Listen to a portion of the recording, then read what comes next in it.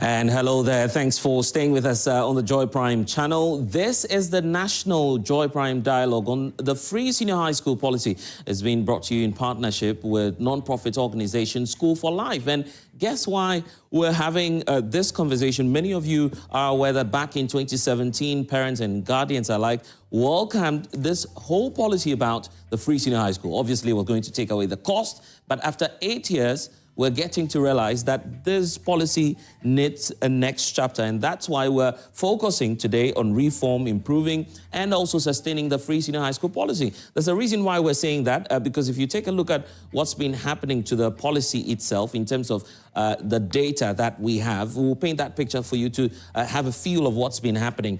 These are the number of schools that we have in terms of public senior high schools across the country, almost 700 of them. But if you go back to what we're facing now in terms of the policy itself, it appears that the free senior high school policy needs a next phase and the next chapter that we're about to unpack for you today. Take a look at this. In terms of the challenges being faced right now, infrastructure appears to be the biggest deficit, because if you're dealing with just about 700 schools that will have to take over 2 million students, you know definitely that there would be a challenge in terms of infrastructural deficit. And that's one of the key, and in fact, if you're ranking all of the challenges that are facing the policy, infrastructure will be big on the agenda.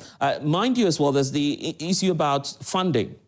Funding has been a big challenge, and we'll be demonstrating that to you as to how, in fact, government itself has been challenged with releasing funds to the various senior high schools for them to deal with some of the emerging challenges on campus. And that's why food shortages became the national topic late last year, where, of course, some members of parliament were raising concerns about the quality of food that was being fed on campus. And in fact, pictures went viral on social media, with many of you, I believe, commenting on those videos that were posted on our platforms here, indicating to you the level, the quality of food that was being served to students. And now, parents are now being involved in the whole debate and the whole conversation around ensuring that there's quality food for the students. And that's because many of the parents will now have to augment what government is giving up.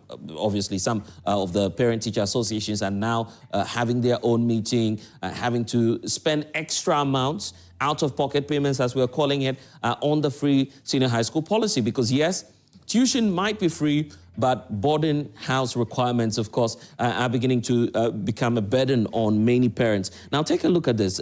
Even in terms of quality of education itself, there's been a big conversation around it as to how the policy appears to be railroading students. That's been the concern ever since the policy started. We had the education ministry then acknowledging a few of the challenges and explaining that, well, the way to deal with that is to go with the, double track system.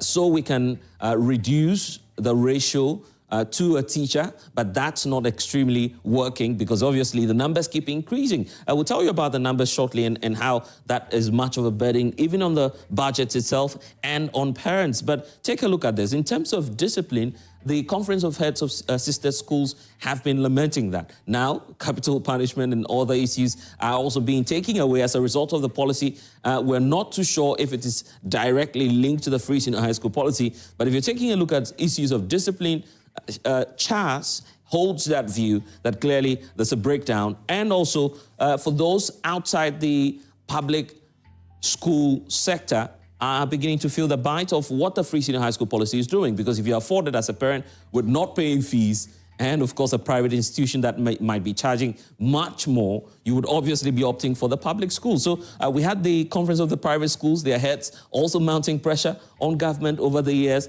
asking for the payments to be made to private senior high schools, so at least we can open up and have a holistic free senior high school where no one gets to pay, even if you, get that admission into a private school. This is the total number of senior high schools that I was talking about earlier. In terms of the number of schools that we have, 700, almost 700 of them, 699 is actually the figure. But we know that this would include, obviously, the TVET institutions and also the main grammar schools that we're dealing with in terms of the senior high schools. But why that number is important is because of the disbursement of funds. You take a look at the trend over the years, and this will give you a sense of why the numbers are going up and clearly why this 699 would not be able to take all of the students that we're talking about.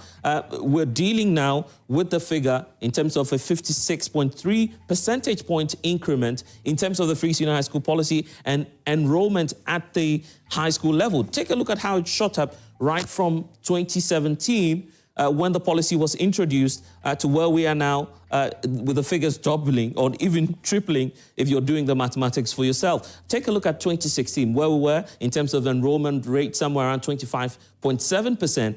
As of today, we're dealing with enrollment shooting all the way up to 56.3 in terms of those who fall off from the basic school level. So this is the number and you know, the burden that the government has to deal with all of the time. And that's why it's having a toll on the national budget itself. As it stands now, this is the total figure for just 2024 alone. Over 29.5 billion Ghana cedis been expended on the policy for 2024. You bet, of course, be sure that by this year, we're going to be looking at an even increased figure in the first quarter when, of course, the finance minister gives us a sense of what will be happening to the free senior high school policy, because the numbers keep going up. And you can tell from here that allocation has been the biggest conversation and, you know, the biggest issue for the second cycle institutions. Just take a look at what's been the allocation to free senior high school alone, because this 29.5 billion, I must say, is for the entire education sector. But free SHS alone is, you know, taking up to 2.6 billion as of 2024. You see the figures shooting up from 2022, where, of course, we're dealing with just about 1.4 billion because of the numbers. But now it's shot up to 56% as we're pointing out to you. And that's why you have the figures going up to correspond with the enrollment rate, which is now on the rise in various public schools across the country. So 2.6 billion is what we're dealing with now. How will government continue to fund that, particularly when you have total allocation being 2 billion, roughly speaking, and then you have compensation in terms of the employees going all the way to 2.6 as well. So goods and services are also taking a huge chunk because we're expanding on food, just as we're pointing out, which is becoming a challenge in terms of the quality that's being served on campus. Now also taking some 1.4 million. So it's a broad conversation on what's been happening to the policy itself in terms of the average spending of just about 1.9 billion Ghana cedis, which government needs to look for each and every year, at least to make up for the free senior high school policy. And you can see that decline in terms of the credibility itself for the free senior high school policy in terms of allocation, because when it started off in 2017, high ratings for it in terms of credibility and commitment on the part of government, but it's dropped significantly to 51% simply because government ought to find ways to keep sustaining the policy. So it tells you that based on that trend, definitely you're looking at a forecast of where the figures in terms of the amounts being expended on the policy will keep rising.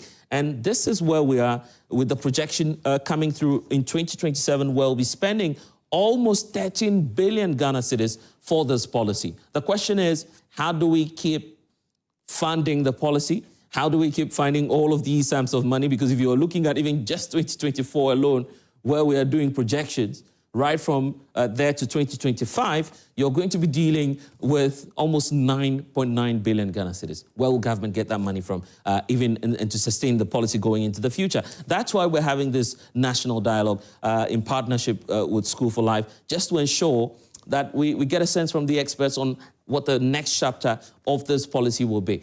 Look at this picture as well, in terms of GET Fund, because the GET Fund has been a critical aspect of the whole policy. We've been talking about, you know, infrastructure. That is key. You look at the allocation in terms of second cycle, they've been taking quite a significant amount of money, given the fact that the previous administration has been focused very much on the second cycle schools because of the free senior high school policy. So they're taking up almost, you know, the significant parts or portions of the allocations in terms of approved GET Fund budgets. You take a look at 2024, we're dealing with somewhere around 1.5 billion in terms of what GET Fund has been doing in terms of, you know, payments so far.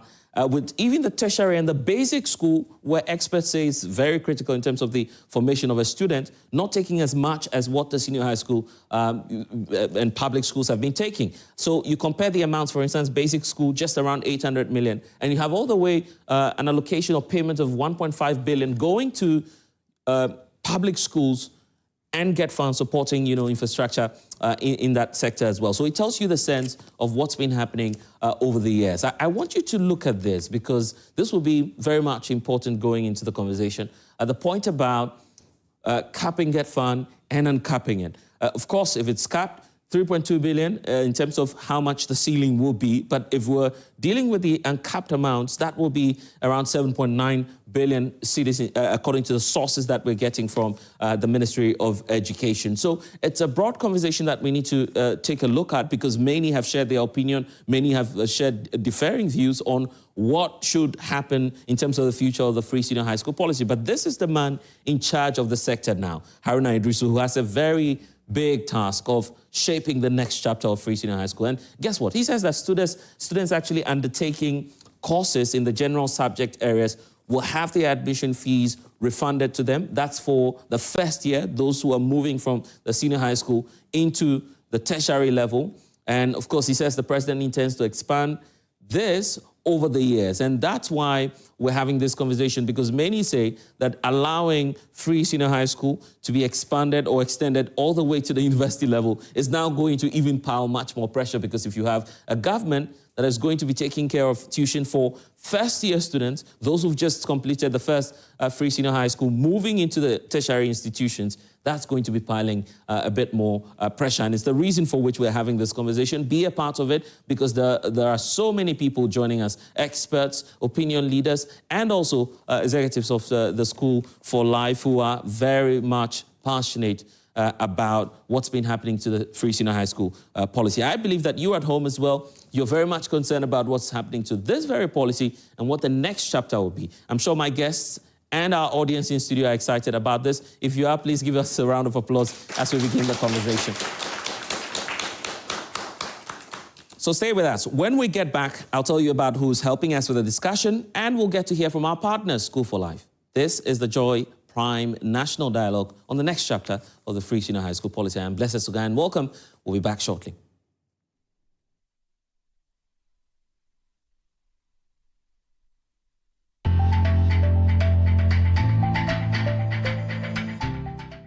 It's time to see your verdicts. Please raise your boards. Okay, so from our board, 37.5 people want this policy to be abolished. 12.5 people want it to be maintained, and the rest of the 50% want it to be reviewed. Now, let me come straight to you, Eugenia. Why do you want this to be abolished? Abolished in a way that I feel if people are able to pay fees and come to learn, they will take studies more serious. Because during the free SHS, it's like they felt it was free, so they came to misbehave. Some came and just wanted to pass through the school. But I'm thinking if it's abolished and people pay fees, at least it will bring a better education system, and people will be able to get the good education they want and the good materials needed for education. Yeah, so that is my opinion. All right. Wendy also has abolished. What or why do you want this policy to be abolished? It should be abolished because it's not helping us. If we're being paid, like if we're paying school fees, though the teachers will have too many teachers, but because it's free, they don't usually come to class on time. They come very late. Sometimes they don't even come at all. All right. But if it is abolished, don't you think that those whose parents cannot afford it will suffer? Let me come to you, Collins. Okay. No, their parents won't suffer. Why? Because they said free SHS, but we are still owing the school. As I said earlier, I completed SHS last year and I'm still owing the school. My result has been blocked. That I should pay first before they release it. So it has to be abolished. All right. Now let me come to those who have said reviewed. Let me go straight to you, Genevieve. Why do you want this to be reviewed? Yeah, I don't want it to be abolished and I want it to be reviewed because there has to be changes in the school. let's say if I'm paying for school fees, a teacher will come and ask me to get out to go and read because I'm not paying, because it's free. So he said I should go and read while others are studying in school. So like it has to be reviewed. Those who come in, those who are coming in part, like they should do something about it so that with those that, like a teacher will come and ask us to get out from the class to go and read whilst lesson is going on. Like it should be stopped. All right. Now, Victor, why do you think this policy should be reviewed? Because I said review. The main reason why I want my review is that they need to check some things in the school. What like, are the things? Let's take it for instance, the food, the practicals, place, and that kind of stuff. They need to add some to so that the upcoming ones can benefit more than us. All right, so he's saying that they should add structures, they should give you quality food, in fact, more food if possible. Is that the same for you? Is that the reason you want it to be reviewed? Yeah, that's true. And also, as for the practical aspect, since there are not too much equipment, they should see, because it's free, the students are now plenty coming. So if they see that maybe they can't afford for the practical staff, they should know maybe the schedule they will do for the practical staff for the students, so they will also get a chance to get the same time as other people do. Not some people will get the chance to do and others won't get the same chance to do. So as for me, they should review it and check it and bring it up again. All right.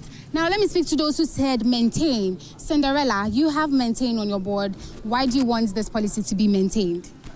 Because I want it to maintain so that those who parents cannot afford it, so that they will get the chance or the opportunities for their daughters and sons to complete free SHS. All right. Genevieve, I also see maintain. Is that the same reason for you? Yeah. It has to be maintained so that it will release the burden of maybe financial purposes on the parents, and also like not for free education. Many of us wouldn't be able to go to school. And so it has to be maintained and reviewed. All right. Free SHS has come to stay. It's one of Ghana's most ambitious policies, giving every child access to secondary education. But after years of implementation, is free SHS working as it should? To reduce burden on our parents. Our dormitories were overcrowded. Our own trunks, then we pile it on the floor, we put our bed on it and sleep. A policy that changed the future of education. But how do we sustain it? Free SHS is wonderful, but we have to look at it again. Parents can contribute to their schools, but it cannot be another fee to block the less fortunate from going to school. Education stakeholders are asking, what is next? Can we ensure quality while keeping access free? What we're going to do is to get dedicated funding for it so that it is better resourced. At the heart of this dialogue is a fundamental question. How can Ghana sustain free SHS while enhancing quality, equity and efficiency in the education sector? Joy Prime National Dialogue on Free SHS. The date is the 14th of February 2025. The time is 10 a.m. Live on Joy Prime and across social media platforms. This is in partnership with School for Life.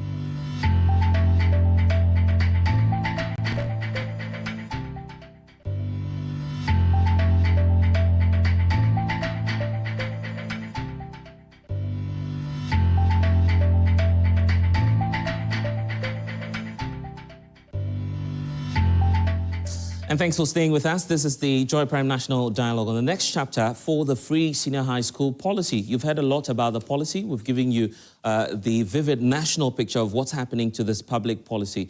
But what do our experts have to say about the policy and its future? We'll be taking that shortly, but first I want us to listen to our partners. We're being supported, as I indicated earlier, by non-profit group School for Life, and the Executive Director, Wadad Shaibu, is joining us via Zoom to give us a goodwill message, because obviously they are concerned about quality of education and it's a good time to hear from them. So with that, thank you for joining us. It's unfortunate that you are not able to make it, obviously, because of the distance into the studio, but distance is never a barrier. You're joining us virtually. So let's hear that message from School of Life and how concerned you are about the free senior high school policy. You have the floor now. You can talk to the nation. And kindly unmute because we're unable to hear you. Okay, can you hear me? Loud and clear now, yes. Great, thank you. Thank you for having me. Greetings from Tamale. Great. And good morning to the distinguished team of experts who will be helping us to have this dialogue. And also to the audience, both in studio and those watching via Zoom and across the various social media outlets. Indeed, I am honored and excited to be part of this important national dialogue on such a critical matter as senior high education. School for Life is very proud of our collaboration with Joy Prime to bring this eventful program to life today. As an organization, our mission is to work with other civil society organizations and like-minded institutions to enhance access to quality education for every Ghanaian child. And primarily, our focus is on promoting equitable access to quality education, especially at the basic school level, by promoting systems strengthening, enhancing accountability, and advocating for equitable provision of education resources across all the levels of education. So why are we supporting this national dialogue? In fact, it is a known fact that since the start of the implementation of the Free Senior High program in 2017 by the ISWAL government, there has been concerns, there has been calls from well-meaning Ghanaians to take a second look at the structure and implementation of the program. There has been concerns about the quality being produced, the efficiency, the equity, and of course, the sustainability of the program. The current government is currently championing a comprehensive review of the program to make it fit for purpose. And School for Life support this noble call for two main reasons. One, we believe that such a review will offer the nation an opportunity to shape the program in ways that will make it more inclusive and also ensure that we have the quality of implementation and by extension, quality of learning outcomes at the senior high level.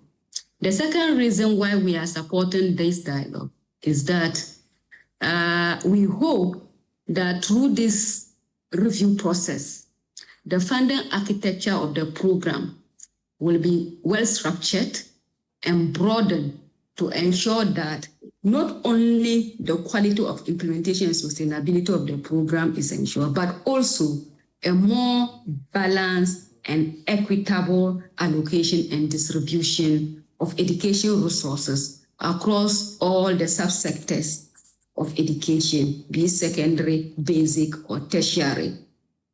And the second point is actually very critical for us because as an organization, School for Life mainly focuses on basic education. And it is because we believe that basic education, which consists of the kindergarten through to junior high level, is a critical foundation. And if the foundation is right, quality at the higher level will be assured. So given the current financing and implementation approach, where the government tends to absorb the full cost of every child, rich or poor, it makes it really very difficult to channel resources to the other equally important subsectors within the education sector. And it is worrying. For instance, if we take the last 8 years, you would notice that basic education level has received relatively lower attention from the government by way of resource commitment and support due to the heavy demand of the senior high education occasioned by the free senior high program. So as the current government actually gears up to start a national consultative forum to shape its agenda on education, we think that the time is ripe. This is the right moment to have a dialogue on the free senior high program, to reflect on the key challenges and learnings emanating from the implementation of the program so far, and to also explore better alternatives aimed at improving its quality, efficiency, and sustainability. We hope that through this dialogue, we will generate useful suggestions and recommendations to influence and shape the current government approach to the structure and implementation of this the free senior high program. We hope to arrive at alternative implementation and financing approaches that will be more inclusive, will be more equitable and sustainable. One that will also have a general appeal and acceptability by all Ghanaians. So I look forward to an engaging and dispassionate discourse to shape the future of free senior high education in our dear nation, Ghana. And I would like to express our sincere appreciation to Joy Prime for this collaboration and to the distinguished experts who will be helping us to digest the issue. Thank you very much. Right. And thank you. With that, Shaibu is the Executive Director for the School of Life, and we are obviously excited about this partnership, a reason for which we are walking this journey with you. Grateful that you're coming on board, and you've made my work very easy for today because you've set the ball rolling, giving us a sense of who's going to be joining us, except to say that I haven't mentioned them. So why don't we acknowledge them right away? I've been joined in studio now by Joseph Kwame Kuma, who's the MP for Kintampo South, North, I should say, apologies for that, and also a member of the Parliamentary Select Committee on Education. He's very passionate about that, and we're grateful that you're spending some time with us. It's going to be a very long day as we dissect the matters, because these are issues that are very critical to us. And of course, with that, we're fortunate to have Professor Jonathan Fletcher, who will be joining us. He's an advisor at TTEL. He will be joining us also virtually, just as you're doing. So we're excited about that as well. My audience are also here. And Dr. Peter Atefwa, who's the former Director of Education for the Northern Region, will be a part of the conversation. Don't forget also that Dr. Peter Party will be joining us as well. He's with iFirst Ghana, and he's the Executive Director. So we have a long list, or a very tall list of persons who will be sharing their views with us. But we're particularly excited about one man we've not seen in quite a long while, but fortunately, is joining us in studio because we've been looking for him just to, of course, inform the way forward on this national dialogue on the next chapter for the free senior high school policy. And I'm talking about Professor Emeritus Stephen Adei. Please, he deserves a round of applause on this. And Prof, Happy New Year to you. It's good to see you again after a very long while. How are you feeling and how are you doing now? You don't say Happy New Year to 77-year-old in the studio. Come home with a parcel. Definitely. That's the best way of doing it. And it tells you strictly, of course, everyone agrees to that. So we're making it a promise and we have to fulfill it here on Joy Prime. Of course, Prof is joining us to share his thoughts as well with us as we have this national dialogue going on. And I need to point out that at some point we'll open up the floor for questions, and you can also share that with us, so we'll be able to put that before our guests to, also shape their thoughts and find out from them what they think about some of the issues bothering you concerning this very policy. But I want us to start, by giving the opportunity to our guests to just share their brief thoughts on the policy itself, because it's been 8 years, if I'm not mistaken, about how far we've come in terms of the free senior high school policy. And that's why it's critical to hear from each and every one of you on what your own assessment has been about the policy.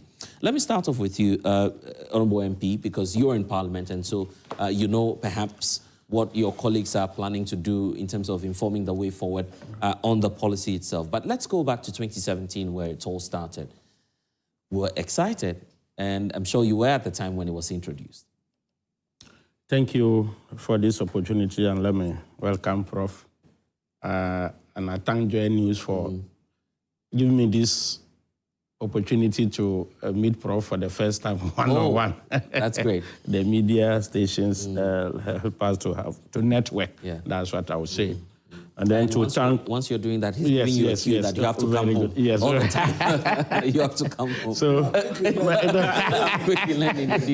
yeah. Then also to thank my constituents, Kintampo people, for having had the faith in me and bringing me to Parliament the second time running. And then also to thank all your cherished listeners, and especially, let me say, my ranking member, Honorable Nochu, for seeding. He was supposed to be here. He called that there was another issue that cropped, and he called Asho. So all the same, we're happy that you're here. So I was talking about back in 2017. Yes, back in 2017. Let me say that for the proper record, before 2017, that was as at 2015, it is all over. I would say that the issue of free senior high had already caught up with the system.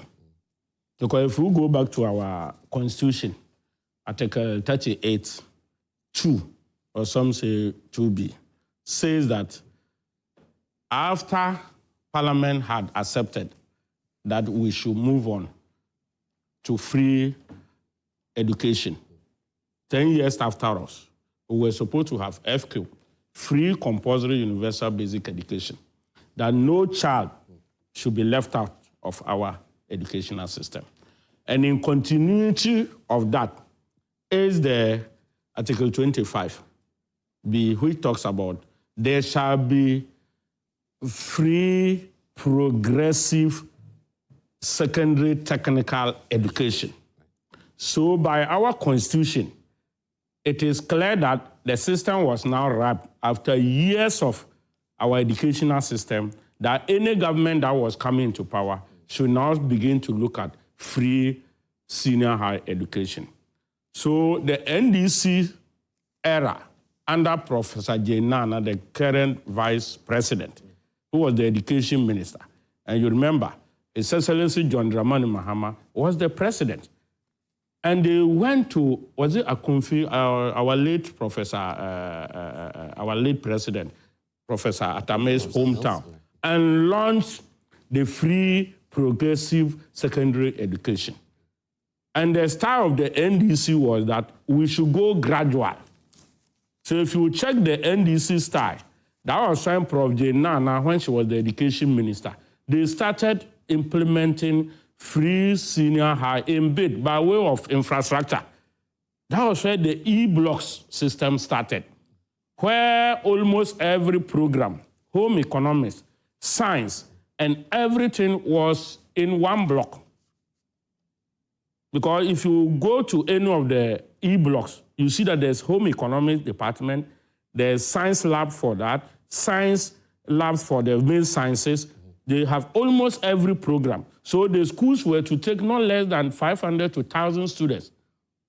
And the NDC style was also that we should have them as community days.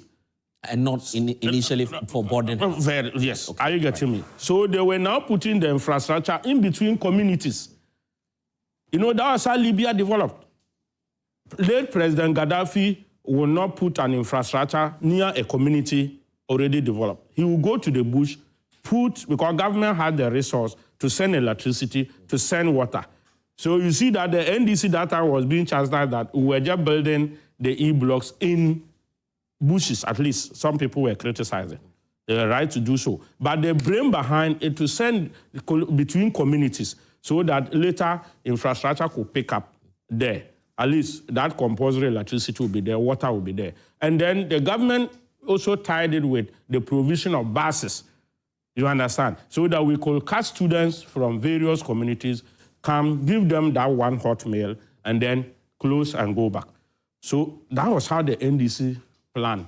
And the audiovisual is there. So free senior higher education, that's why we say, never started under Nanado, but the progressive free technical vocational education started under NDC. And when you raise that point, many will also be quick to say, well, then we can go back to colonial or post-colonial era. Let's give all of them the credit.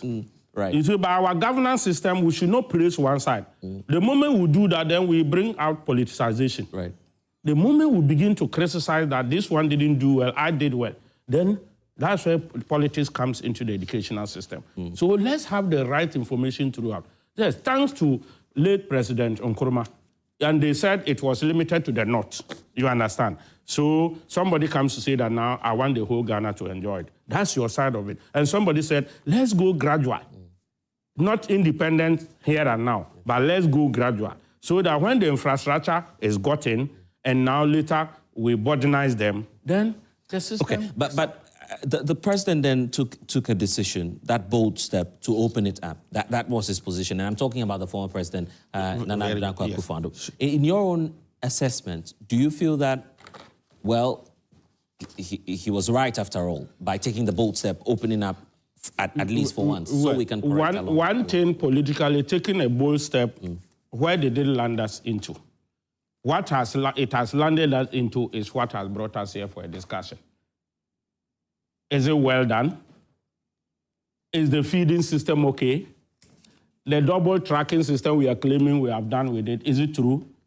The educational calendar, is it well fixed? Students are in school and they don't know when they are vacating. When they are running short of food, hey, headmasters, close the schools and let the other people come in. So that is what it has brought to us, problems, a plethora of programs. And that is why we are called and advising. His Excellency John Dramani Mahama, just like the century, when Ghana's economy, energy issues were becoming problem, the NDC was fast to say, look, let's call for economic dialogue. And that time, Prof will remember, it was this, our father Kwame Mpianim, wherever he is, God bless him. He was the one who joined the NDC at Senche, and they planned for Ghana, among other things. I was one of the 6 chairpersons. God bless you, Prof. Very good. God bless you. Thank you very much. Thank you. Yeah. Very good. I thank you for this. Yeah. You see, so because he has been vocal on it, that's why maybe. Right. So thank you, Prof, for being a nationalist. Okay. So then you see, so the NDC has that listen that, look, knowledge is not in one person's head. So NDC is calling for educational forum. I see. Come once again. Let's put the free senior high concept into its right perspective. How will we go? Okay. So, in fact, this is just the beginning of it, and we'll come back to what government will be doing differently, because you're a member of the NDC, so you'll be giving us a sense of that. Before I come to Prof in studio, I want to go on Zoom, because there are some of our guests who are joining us. I have Professor Jonathan Fletcher, who's on Zoom with us. And Prof, you've also been carrying out your own assessment about the free senior high school policy. We've heard the position of the NDC, the fact that, yes, we took a bold step, except to say that we now have challenges. So let's review and let's reform to inform the way forward. I'm wondering what your own take is on the policy and your assessment over the last 8 years. Well, thank you very much. And I'll take this opportunity to say hi to your cherished and Prof, you would have to turn on your video so we can see you. Okay, that's fine. Right. Yeah, I will do that. Okay, great.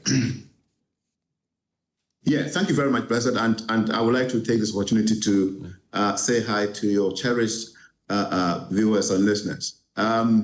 To begin with, I think a lot has been said about the free SHS by many people, experts and non-experts. And I think one thing is clear, that there are some benefits of FSH, free SHS, and of course, like anything else, anything with benefits will have some limitations or disadvantages.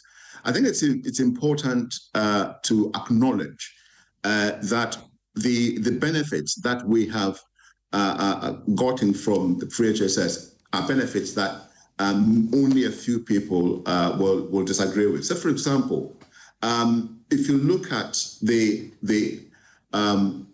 increases in enrollment, particularly in areas where students wouldn't have got the opportunity to be in secondary schools, they've been there because of the policy. And so if you look at one of the advantages, we will say is increased access. And also, another thing that perhaps everyone wants to hear, which I believe everyone will say has happened, is reducing financial burden on parents. And in some cases, and I must say this, in some cases, people who wouldn't have had the opportunity at all to enjoy a secondary education have had the opportunity to do so. Looking at the graphs you showed earlier, you could say that looking at some point you had about 27% or below 40% people getting admission to secondary schools. Now you say it's about 56% which suggests that yes, people have had the opportunity to do that. And also in some cases, there have been improved educational outcomes. In some cases, I wouldn't say in all cases. So in effect, it's been a policy that has supported a lot of people. And in 2017, I also said this, I was of the view that anything that will help people to gain access to education, particularly quality education, it's a good thing. And I did also mention that at the time, I said I wasn't the person in charge of the purse strings. And so obviously I didn't know how much money we had. And I kept saying that if we had enough money to support this policy, then why not? And even extend it to basic school and so on. But of course, there are also challenges. And we have all noticed these challenges, because increased access alone is good.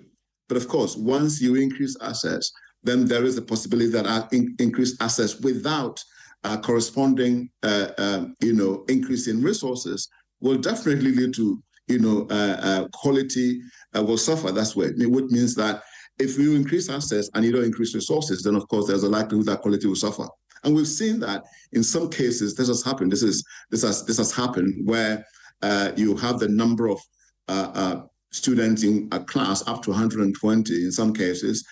You say to yourself that if we don't do anything about resources, are we going to get the same quality? I would say the answer would say no at any time, because we need to make sure that we increase resources to correspond to the increase in access. So it's one of the areas that we have challenged.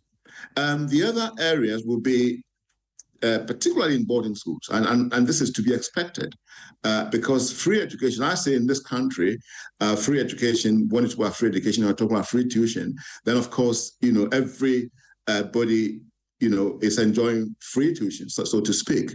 But before free HSS, not everybody was enjoying free boarding facilities. And so one of the areas that we're struggling as a nation is finding ways of making sure that if people get access to free tuition, then they get access to free other things.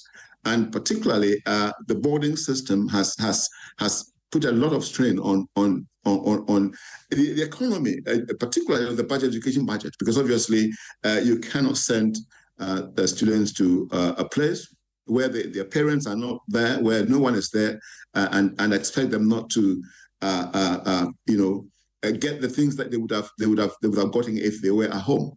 I think one of the areas maybe that has been a challenge is the source of funding, which will support this without hampering the academic achievement of these learners. And I think if you ask me, the key challenge, it's about funding, and that is why we are having this conversation. Of course, if we had enough money to go on doing everything we are doing in the present, or leaving the status quo, then of course everybody will be happy. But the question is, are we going to be able to have enough money to do what we are doing presently, even if it's very good? Are we going to? If the answer is yes, then the point is, why stop it? If the answer is no, then it means that we've got to do something about it.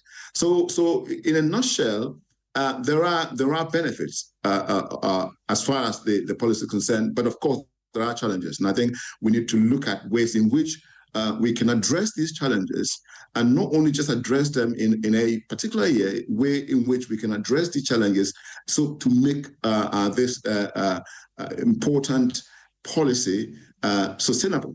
And so, as I said in a nutshell, there are advantages, and of course there are disadvantages. We need to find ways in which we can address the challenges so that we will have quality, education for all our learners. So thank you very much. I'll stop here for now. But when that comes up, is there any other yardstick in terms of measuring quality beyond the results of the students, right? Because if you take a look at the WASSCE examination, government has been consistent to say, well, the pass rates are higher than the years before. Is there any other baseline to assess, to say, well, beyond the results that we're seeing, you ought to pay attention to this other sector? Yeah, I think apart from that, obviously, quality does not only depend on examination results. It's one thing that it's difficult to say that quality in real terms or quality, in examination results. Obviously, because as a nation, we are allocating resources using examination results. So you are tempted to use examination results as a measure of quality. And I think if we need to look at quality, we've got to go beyond the examination results. So, for example, if you look at tertiary work that actually goes on in tertiary institution, I think we need to find out from that sector whether the students they are getting now have the same knowledge and understanding as the students who they were getting before this policy. I think we also need to do that. So in that sense, it's not, our education system does not end at the secondary school level. It goes beyond that. But more importantly, it also goes beyond further studies. It also goes beyond trying to find out if students have actually used or are using the knowledge and skills they've developed in secondary schools in real life situations and have become responsible adults and so on. So we need to look at all these factors before we then can say that quality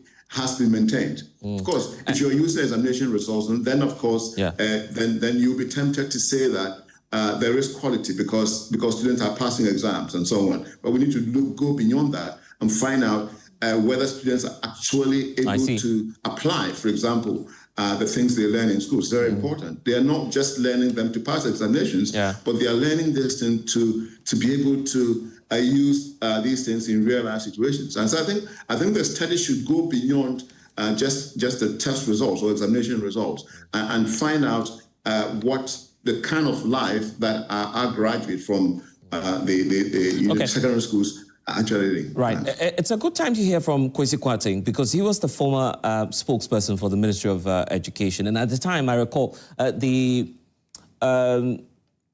conversation or the argument from government at the time was about, first of all, the results and also the enrollment, the numbers which have gone up significantly as one of the bases for which government has always argued that this was a successful program under the Akufo-Addo administration. But Kwesi, here you are with Prof telling us that, well, beyond the results as well, there's the issue about quality in other respects.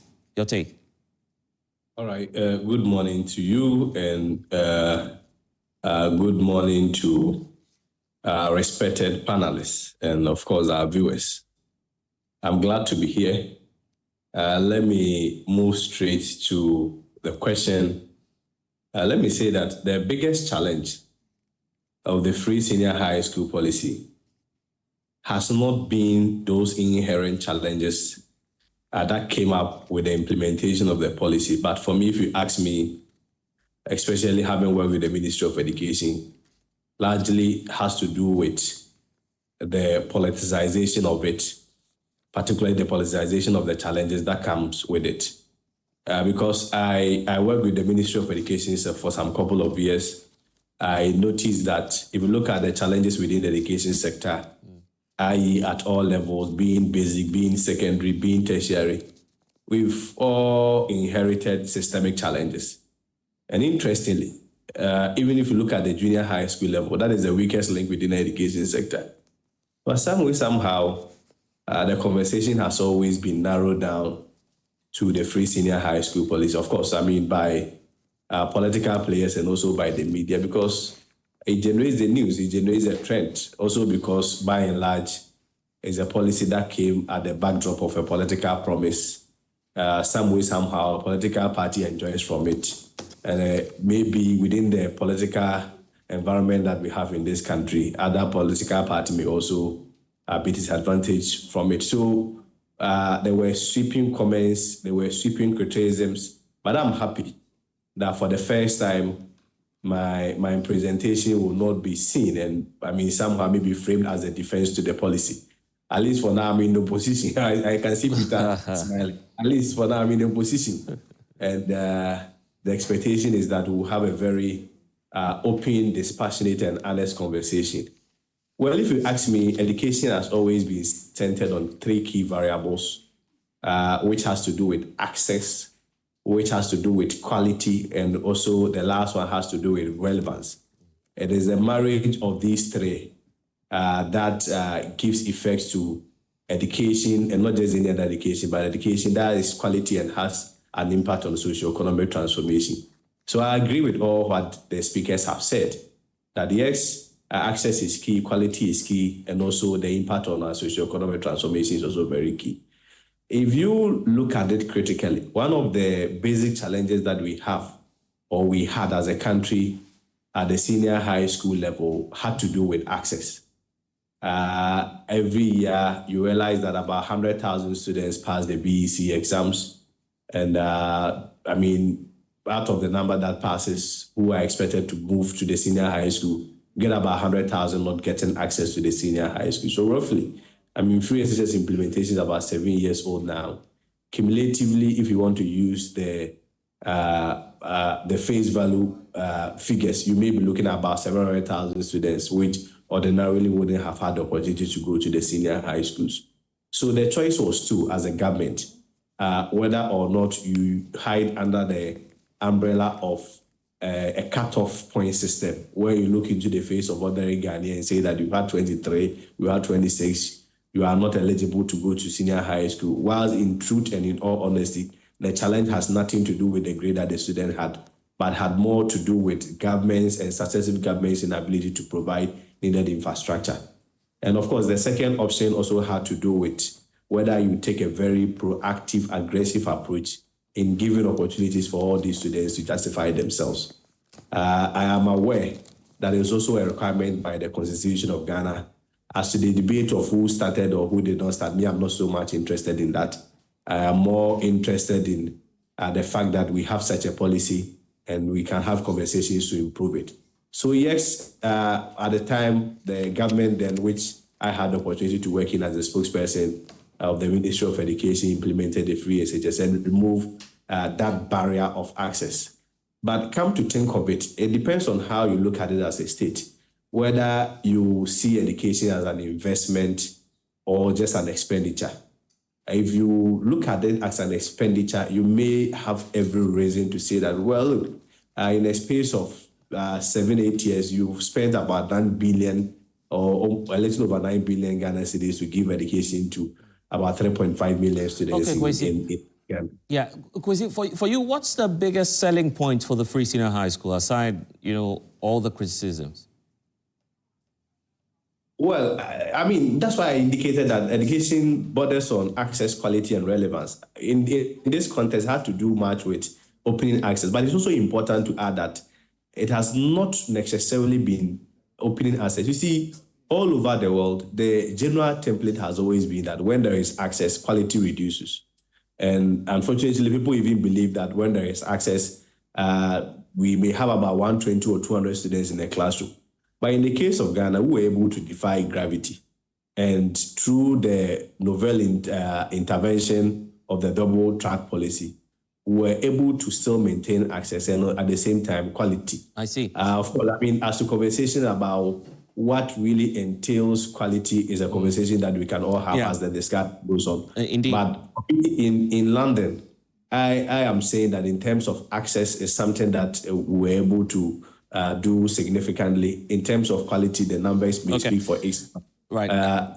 Not just quality, but the content was also something that was looked at when we spoke about STEM and all other discussions, which I believe that will have an impact on our socio-economic transformation. Dr. Peter Anti, you know, the then government saw the double track system as you know, part of the solution to the challenges that the free senior high school policy was facing. But at iFirst, I recall engaging you, and you still had challenges with that double track system. You know, now looking at where we are now with the policy, do we completely do away with the double track system? Thank you very much, and good morning to your panel. It's on record that I'm the first person who wrote an article, got it published in most of the newspapers on double track. In fact, the document that was used to defend double track was authored by me. And at that time, I was in full support of the double track because we were faced with certain options that were technically not possible for us to achieve. Build more schools and accommodate these students, or ask the students to stay home whilst you try to build schools and then later accommodate them. Those were options that we were not ready to go with. So the only option that was productive and progressive was the double track option that would enable us to run a system whereby those who were not, who would not have had an opportunity to access secondary education would be given an opportunity to do so. So we supported the implementation of the double track. Just that the way we implemented our double track here was a little bit different from how it's been implemented in places that they have they've done that, what they call the all year round schools.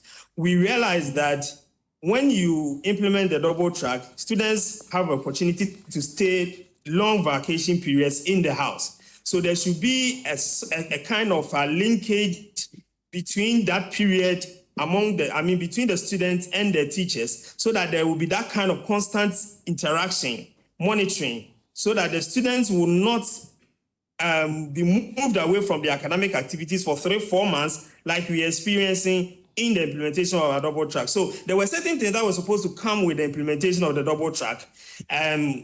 Open more libraries, ensure that you have a lot of libraries open in most of your districts and communities, ensure that your online teaching is working, ensure that there are varied kinds of documents, textbooks, reference materials made available to the students, and ensure that there's some sort of interaction between the teacher and the student, even when the student is in the house. And that means that you have to have a technological system that would serve that particular purpose. We couldn't do most of these things. So at the end of the day, we have students staying in the house for 3-4 months without them having any serious academic work to do.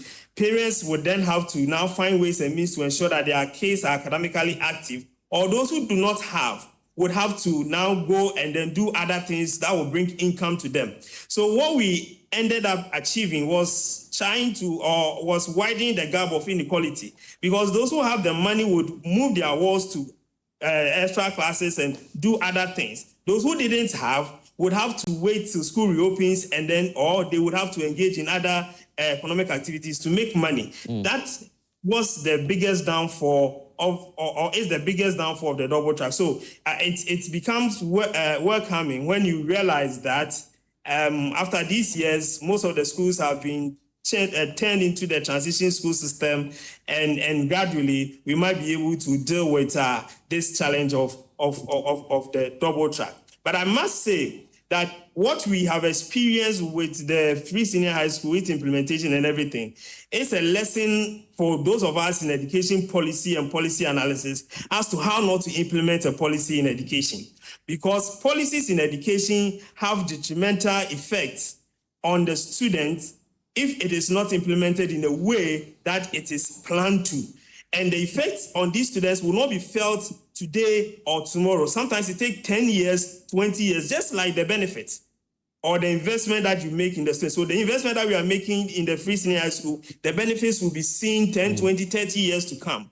So if the policies are not walked through the right channels of policy implementation and policy discourse, it becomes difficult for you to achieve the objectives of the policy.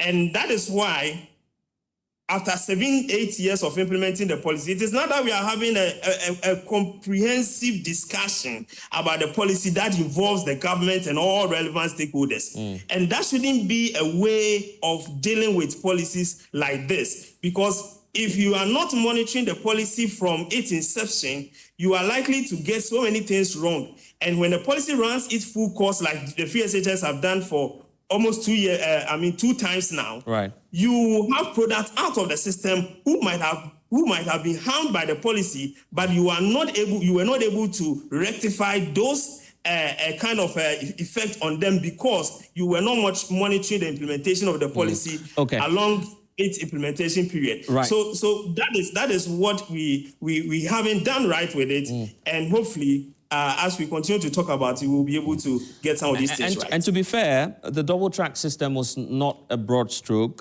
This was for schools that were having, population challenges, I believe, because it wasn't for every school. Some schools had... Yes. Right. Yes. It wasn't for every school. It was for schools that had a lot of people enrolling in there, and we needed to accommodate them. Okay. Yes.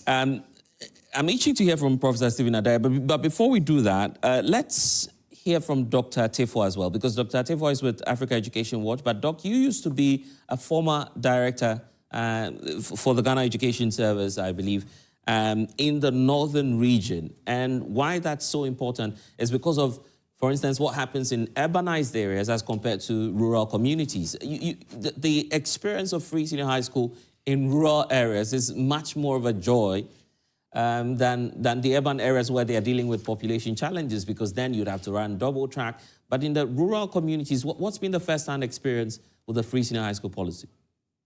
Thank you very much. Let me use this opportunity to extend greetings to the panelists, and especially to Widad. I miss her because we were together in Tamale, and so I know her very well. Right. Yes. We all know that free SHS, without doubt, has been very good for the nation. Nobody can disprove this. Free SHS has helped Ghana. At the time of its inception in 2017, the Human Capital Index, HCI, was so low. It was around 0.46%, and which means the next generation was going to suffer in terms of people who will be able to work in good health for the nation. So that was a good idea that it was introduced. Just like we look at history of education, that at any point in time, we sit back and then review and say, let's change our curriculum. Let's change what we have now so that we can solve the emerging issues that is confronting the nation or whatever. So also free SHS was introduced. And we all know the advantages. People who never thought that they could have had the chance of entering the senior high school now have the chance. So there was increased access, and they were able to get a chance to enter the senior high schools of their choice. And we all know that in the rural areas where people could not even have access secondary education in the, let's say, highly endowed institutions. Dr. Atefo, we seem to be having a challenge with your camera, the positioning. You'd have to sit up for us so we are able to, have a good experience with you via. I'm sure it's okay. Yeah, That appears to be better. But right. Yeah, you are then coming to my question about the experience for rural communities as compared to the urbanized areas. Yes. Yes. So what I'm saying is, looking at the free SHS that we have been running, you see some students from the rural areas getting access to schools well endowed, like Achimota, Pusek, and other places. At least we have some cases like that. So that was also good. But the challenges that we may look at probably would be feeding. Those in the north would have loved to eat food from their area. Those in the south would have also loved to eat food from their area, but that was not possible. So when we come to the issues properly, we may be able to list most of them. But for the system of education to be sustained, it must be inclusive and equitable. Of course, we have to look at the rural-urban gap and try to bridge it. We have to look at people living with that's PWD, people living with these disabilities. Also, everybody must have the chance to participate and the responsiveness of it, so that the gap between the boys and girls could be bridged.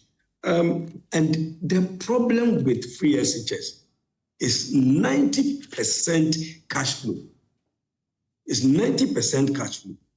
10% will be procurement problems. So if we are able to tackle this very well, we'll be able to sustain this free SHS. Yeah, but when you say cash flow, to be fair, government in the previous administration has never held back in terms of allocation. No, the allocation, they were coming, but they were delayed sometimes. And it wasn't as it were. We need it today and it is there. Sometimes you have to complain and it will come. So if we are able to solve some of these problems that were associated, we will have a smooth free SHS program to continue. And that's why I'm excited that you're all doing this with us. We're just looking at the next chapter of the Free Senior High School policy in the context of reviews and reform. Possibly, the government will be informing the way forward as to what will happen post the national conversation that's about to happen in the coming days. But I also want to hear from Professor Stephen Adei on this because we've heard from all our panelists express their concerns about the quality of food. Professor Fletcher talking about the fact that we need to go beyond just the results coming from the senior high schools. Some have spoken about finance, and the Honourable MP pointing us to what the NDC government is likely to do about the policy. But let's first of all take your view on the policy over the years, the last 8 years. What's been your assessment of it, and what do you think should inform the way forward? Thank you very much. I'm glad that you got Honourable Kuma to come in, and also got Kwatin to give us another side, so that we have had balance, the two sides of the two tribes. But let me say that, first of all, I was not part in the design of the free SHS, but I wish I was. I could have added it to my CV because it's a good policy. I had the privilege, the day it was to be announced, to be invited with 6 other people to preview it. And I must say, the Americans have been saying that what they like most is peanut butter sandwich and jelly. And they say that there's nothing better than that. And I felt that it was quite good because I never went to secondary school. And if I had the free SHS, I think that I would have benefited, except that most likely I've been an engineer rather than an economist. And I like being an economist now than being an engineer. And my comment, because I was invited with 6 people to comment on it before it was, after 2-hour preview. Right. And my question, my comment to His Excellency the President then is that this is excellent, but when you implement it, there will be challenges. But don't make it as if it's a doctrine and then allow the people who design it to debug it. Unfortunately, it was implemented, it had problems, and it became a doctrine, and nobody could talk about it unless there's a change of government. Number two comment, broad one, is that I'm so glad that today both NPP and NDC are saying that free SHS is here to stay. It's so helpful because then we can talk about how do we tweak it to make it better.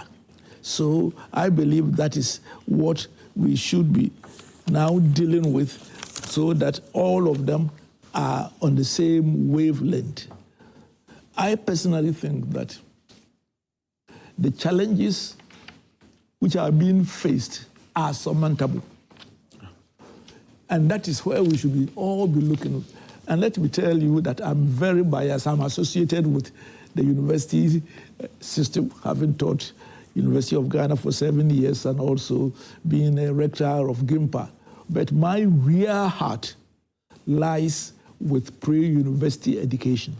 Because when we get that right, almost the rest become easier to deal with. I am not boasting, but my wife and I discovered, and now we have done it, the book, it's been launched. We hope to give it to the Ministry of Education, whereby my 4 children were all taught to be literate by the age of 6. As a result, I don't remember ever looking after my children's homework. They never had afternoon classes, and yet all the 4 of them are scientists, top medical person, 2 engineers, 1 is the leading biology teacher, I'm proud to say, in the whole of Australia today. I see. And this shows that when you get the foundation right, the rest. And when we taught our other friends and they applied the same method, they got the same result, because initially they were saying, oh, you are a teacher, your wife is a teacher, that is why. And then they realized that they are not special.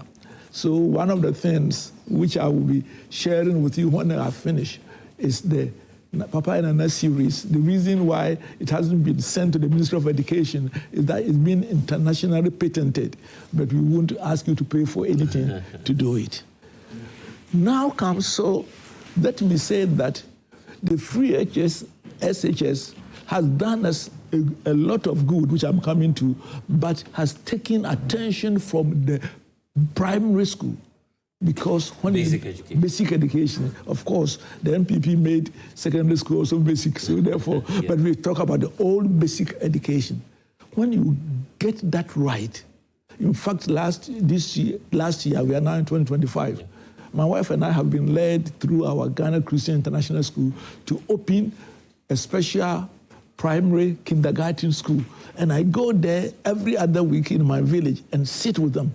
And the way 6 years are reading. So, but on the free SHS, which we are on, I think that the challenges have been mentioned already. I think that was good for the access. I don't think that anybody can be left behind. And as much as I supported the 3-year system of NDC, I don't think that their progressive one is as good as the starting it and dealing with the problem. Because other than that, you can continue to be progressive, and meanwhile, some children will have lost out. But you acknowledge it was the start of it. Yes, yeah, they started it, but what I'm saying is that it was good to take that bold step and deal with the problems rather than to be progressive. Now, the issues which have been mentioned, I won't go over it. There must be a immediate, medium-term, and a long-term solutions to be found. Immediately, the government, and I can tell you that NDC is not going to have much money to be able to solve all the problems. I think that we should see how we can bring parents and guardians and PTAs to help with immediate effect.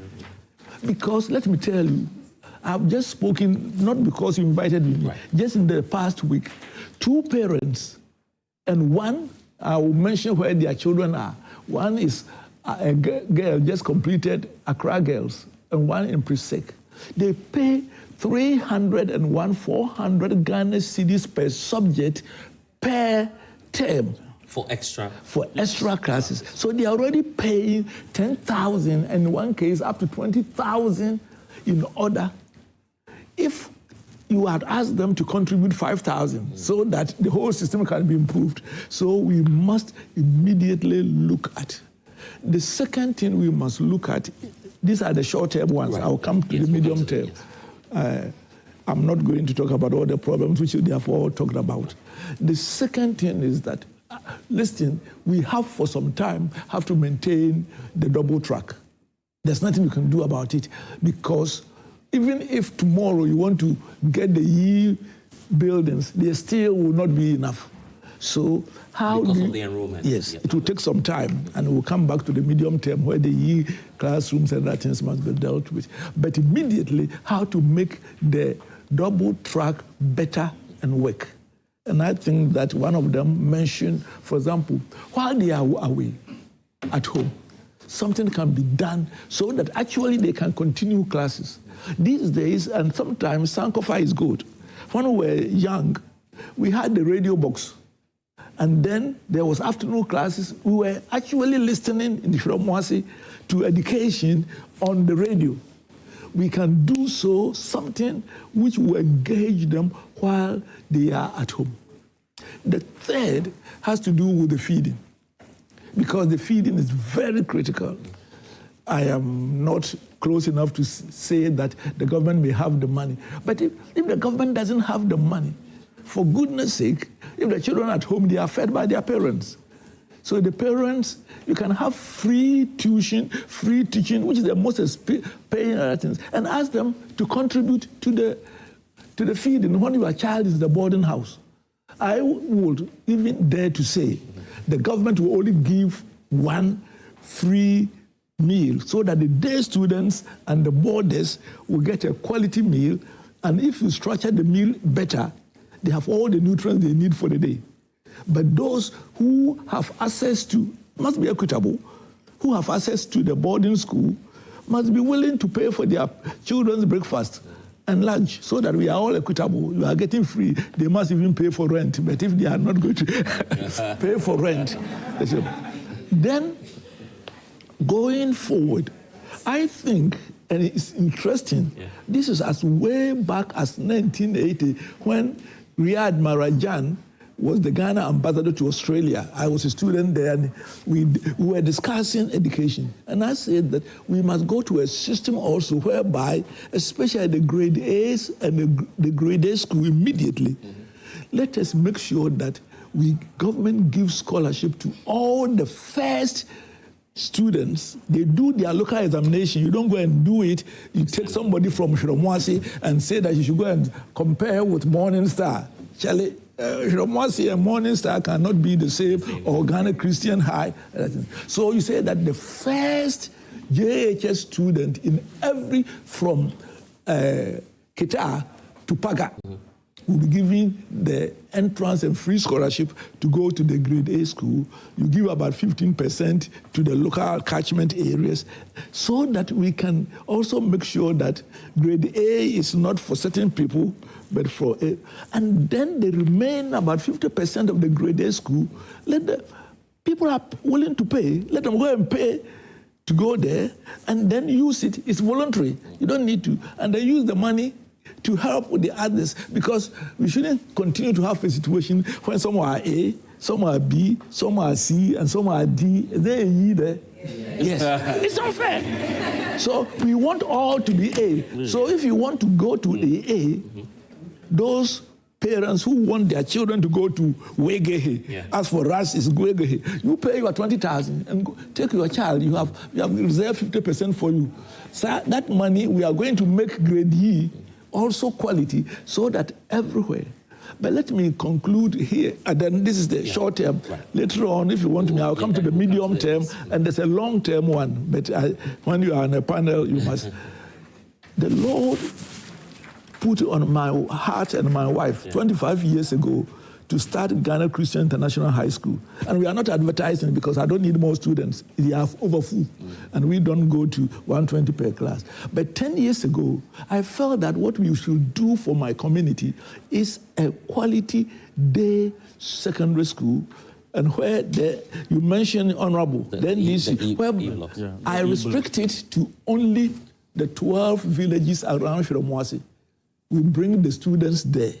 And that school has everything. We have world-class internet connectivity.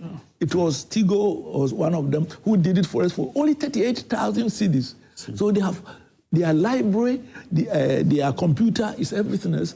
And it's a community school. The students from the area don't come to live there, but we have provided accommodation for all the teachers. And I can say with pride that the past 5 years, we have turned the results, WASI, better than any secondary school in Ghana, including Achimota. Generally, we have, for the 6 years, 4 years, 100%. 100% means they pass all the 8 subjects the other day. And then, for 6 years, only 5 students didn't get all 8. And most of them nobody has ever gotten less than 6. So you can have quality day schools and make the free secondary school really quality for everybody. And the medium term, I will come later. Right. I think the perception is, because largely if you talk about high school, the experience is better when you are in the boarding house. Not true. Maybe that's been the perception. And that's why I have proven that. We have proven, and if anybody wants to do it, I'll show you where to go. Just between Fosu and Kumasi, just midway, is Ghana Christian International High School, Shiromwasi campus. And you see an example. Go and find out whether it is, or go to WAEC. Right. The common denominator I'm seeing through the presentations made so far is the issue about funding, and that's the elephant in the room. So let's move to that chapter. The point about how much parents should be committing in terms of what we're classifying as help. Are we asking them to pay fees, or we're asking them just to part away with a little?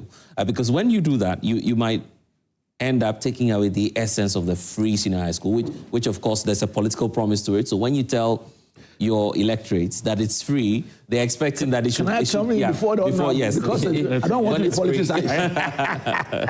Right. I think that every child must have free tuition.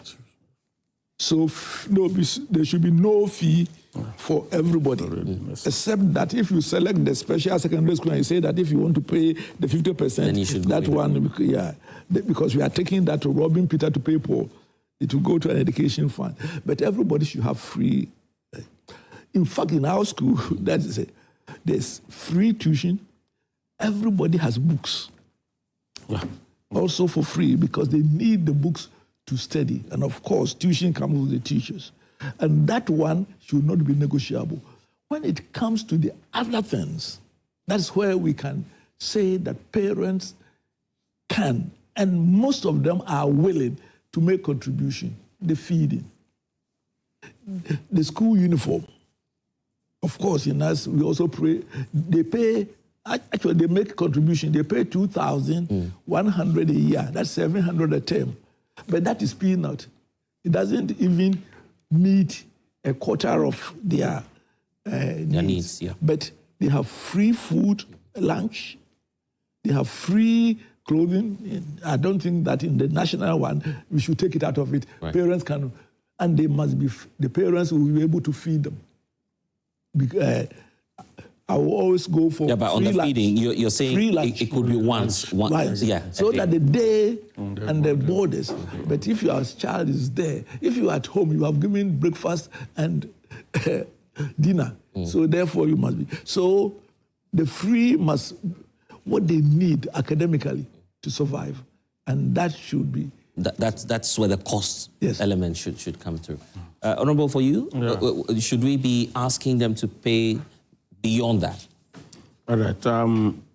Let me, before I come to that, plead, my brother Kwating, when he started, he said he never saw any challenge. His only challenge he saw was political. But he ended up answering. And Professor Taufu and the rest, all, including Prof and all of us, you see, what I'm saying is that we must be genuine with our system and then build up from there.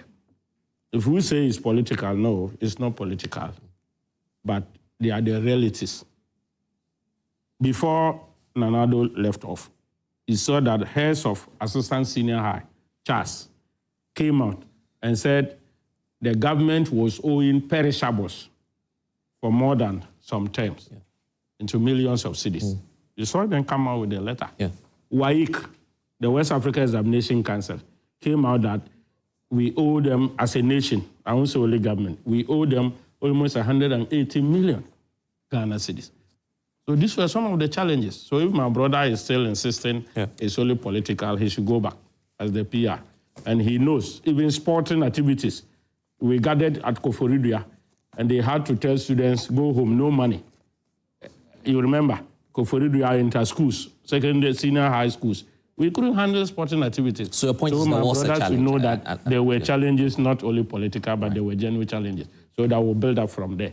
Back to the funding. In fact, His Excellency John Dramani Mahama on the NDC are saying that we will look at how to undo the double track system. And by that, they are going to include the private schools.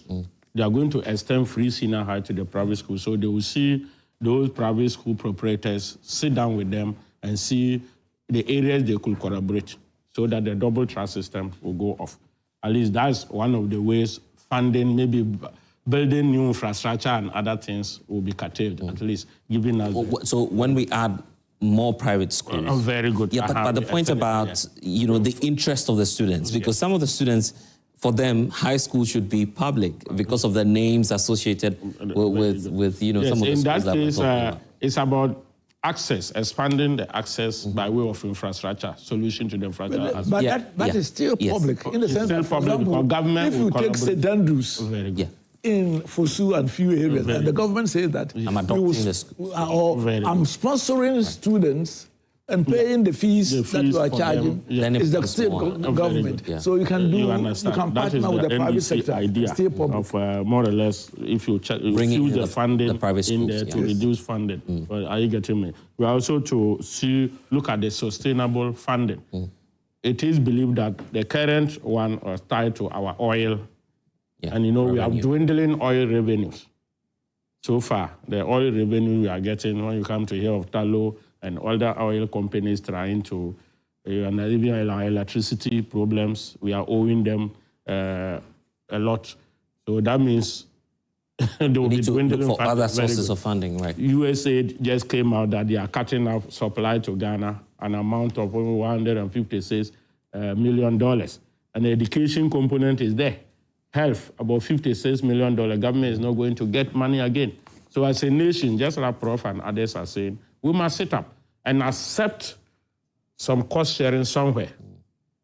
For me, that is the way to go. Do you think that it should be standardized, or we vary it based on the I'm region? sure most of these things will be revealed when we go for the education forum. Okay. And the forum, I will advise, we shouldn't send only professors and education committee members, and we should invite parents who are the rural areas, the yam farmers, the beans farmers, the cocoa yam, let them be part of the forum.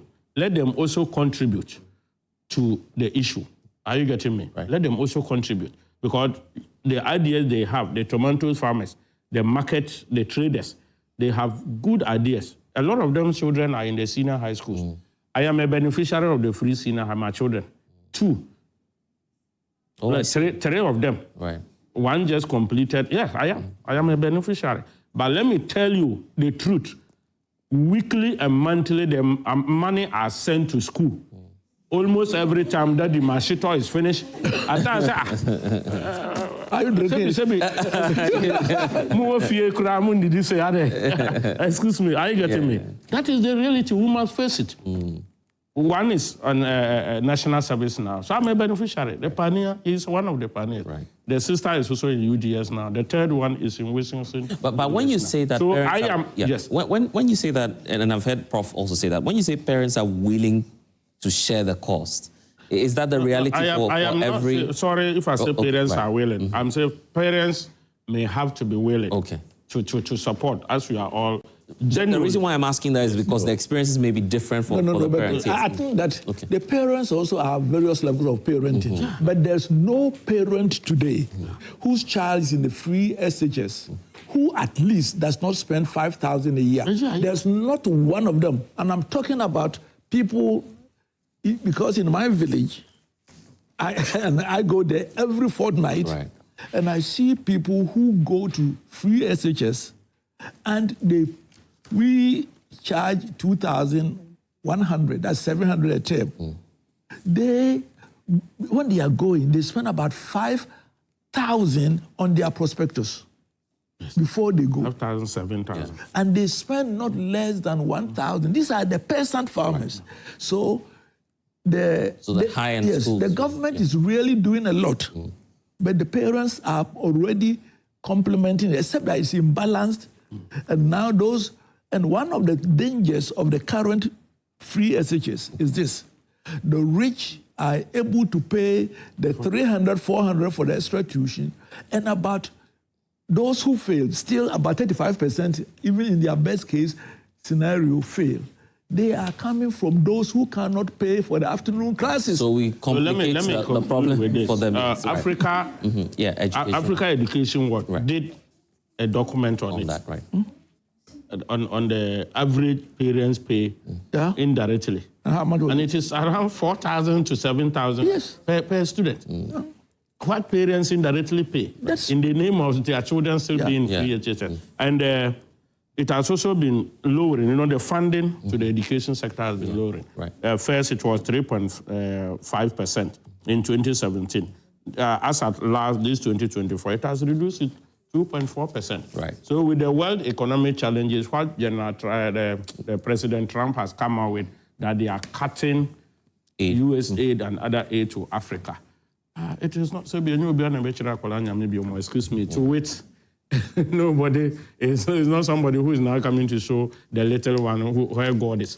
It is for us to sit as a nation and now say, look, let's be truthful to ourselves. Let's pick ourselves up. Let's understand something somewhere. So the forum, and we should try to be there. And let it not be that is for NDC, is for a different political party. Let all the political parties participate. Let the civil society organization, media, or Prof. I know you might have been invited. If not to, please be part of it, because and let the National Development Planning Has the invitation started? I don't know about it. And we should let the National Development Planning Commission own it. Right. Are you getting me? So that no government comes afterwards to say they are changing whatever what has been discussed. Take up there. I see. Whatever we are going to discuss at that educational forum should be all-inclusive, and National Development Planning Commission finally owns it. Right. And it's good that we're starting the conversation from here. Let me bring in Kwesi Kwarteng, because Kwesi, going forward, a bipartisan support for the policy and its reform will be required. Are we getting that commitment from where you belong, your party? Yes, Ekekwa, especially let it be on record that the Honorable Kumo of the NDC has proposed a cost-sharing approach. Let it be on record. Now that he wants to do politics with the which is against what they campaign, and which is against what is captured in their manifesto. So let it be on record. I hope you guys populate that for Ghanaians to see what's there. Let me say, I have my manifesto doesn't say so. He's challenging you on that. My manifesto doesn't say so, Kwesi. Don't I will read the manifesto verbatim, and no cost sharing is here. I'm building the point on Prof's submission. Let's move on, Kwesi. Good. I am saying that, I happen to be on Zoom, so respectfully, you allow me to flow. I'm sure you're in the still more time to correct it. Right. I am saying that it was something that you said it is already in the air, but let it be on record. Unless, of course, you are disassociating yourself from it, then we know that is the way to go. Yes, I'm disassociating myself. Kwesi, now you're creating a lot of everything here. I've been writing everything here, so it is not like the manifesto is here, Kwesi. You're taking notes, and I'm sure you'll be writing yourself. Resetting Ghana. Anybody can go and Google. Kwesi, let's move on then. I know you give me another time. Because yes, no, you have the time. Just move on. Okay, very well. Secondly, these two tribes. I mean, for purposes of clarity, I never said there are no challenges within the free and senior high school space. Wow, sure. I was even the first person to even admit that the challenges within the education sector are systemic. And not only is it only limited to the free senior or exclusive to the free senior high school policy, but even beyond that, you go to the basic and the tertiary level. So let me also put that correction. But what I said was that the biggest challenge, so far as the policy is concerned, is not only about the inherent challenges that comes with the implementation of the policy, but also the politicization of it. It is a more reason why you have the Honorable Kumar politicizing calendar issues, knowing very well that the whole of 2020 students did not go to school, and for that matter, the calendar misaligned, and the Ghana Education Service then needed to realign our calendar. But yes, he plays politics with it. Yes, food. Nobody is saying that we have a perfect system with regards to the food issue or food situation. But you see, if we are to rely on a statement by Charles alone, it is also important for me to just draw attention to just one of them.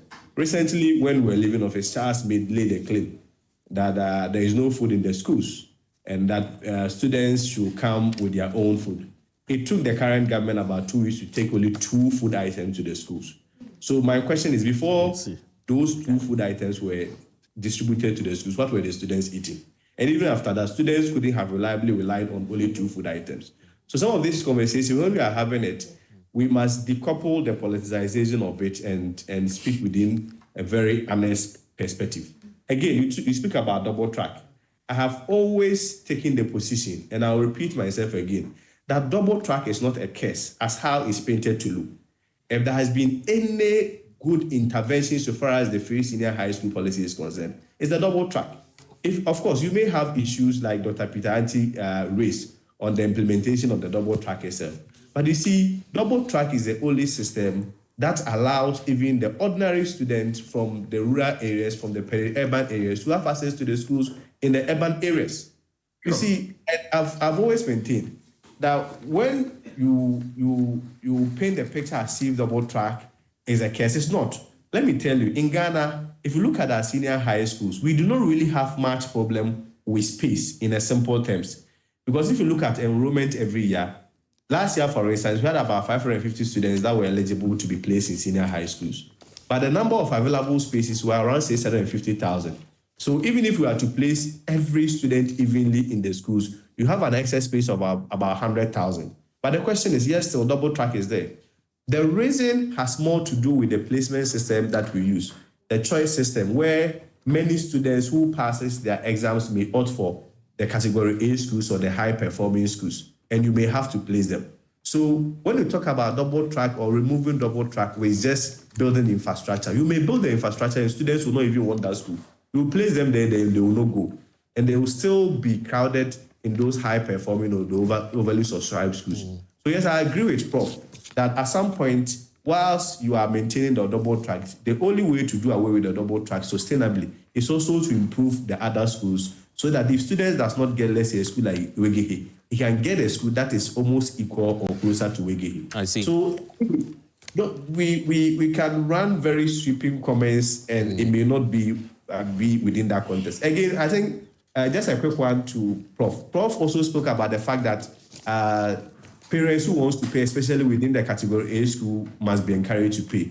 I bet to respectfully differ, because for me that will amount to educational apartheid, where you are limiting good performing schools to only parents that have the money. It means that, I mean, if you are from my village like Asante Achem Domiabra, where averagely almost every day is a peasant farmer or subsistence, a peasant farmer, and cannot raise about 20,000 to pay Gehe or pressure Legon, it essentially means that if you are coming from such background, you may not have the opportunity to be in those schools. So we must look at it well. I do not have any problem with cost sharing or parents coming in to support the free senior high school policy. But come to think of it, ever since the free senior high school was introduced, we have about 9 billion Ghana cedis there about that has been used. is a suggestion that if the free senior high school was not introduced, this money will be standing somewhere, and all of a sudden, all other problem within the education sector, all other levels will be curtailed. I don't subscribe to that argument. Yeah. Can I proceed? Yes. You can just land on that. We also have to understand the informal economy that we are as a country, where we can look into Dr. Peter's auntie's face and tell him that, Doc, because you work at UCC, controller pays you, we're able to track your monies or your earnings or income at the end of the month. So for that matter, you are rich. But then you go to, let's say, Makola, you may not be able to track the income of the market seller there or the seller there, who probably may even be earning more. And for that matter, such a person may not be eligible to pay for his children's fees. So we need to have a comprehensive data on the income and earnings of every parent. Okay. And for that matter, we are able to track and say that you should be able to pay, you should not be able to pay on this. Right. But the question is, before then, were we going to deny students access to education till we have fixed all those things? Clearly, no. So I believe that some of these conversations on review, some of these conversations on cost sharing, as Honorable Kuma rightly indicated that he's trying to run away from because he doesn't want to make the news. Maybe subsequently that's you trying to drag him along. Your point. But if he wants to dissociate himself, fine. But he said it. well, let's not go there because we need a bipartisan support for this. So, Kwesi, thank you. What I want to do, I feel I'm leaving out our audience. So what I'll do now is to perhaps open the floor. But before I do that, let me give a minute each to our other colleagues online. And then, Prof, you might want to start off. The point is talking about the possibility of an educational appetite. Just briefly, your point on that. The fact that if you exclude some people, they might never have the opportunity of attending these grade A schools.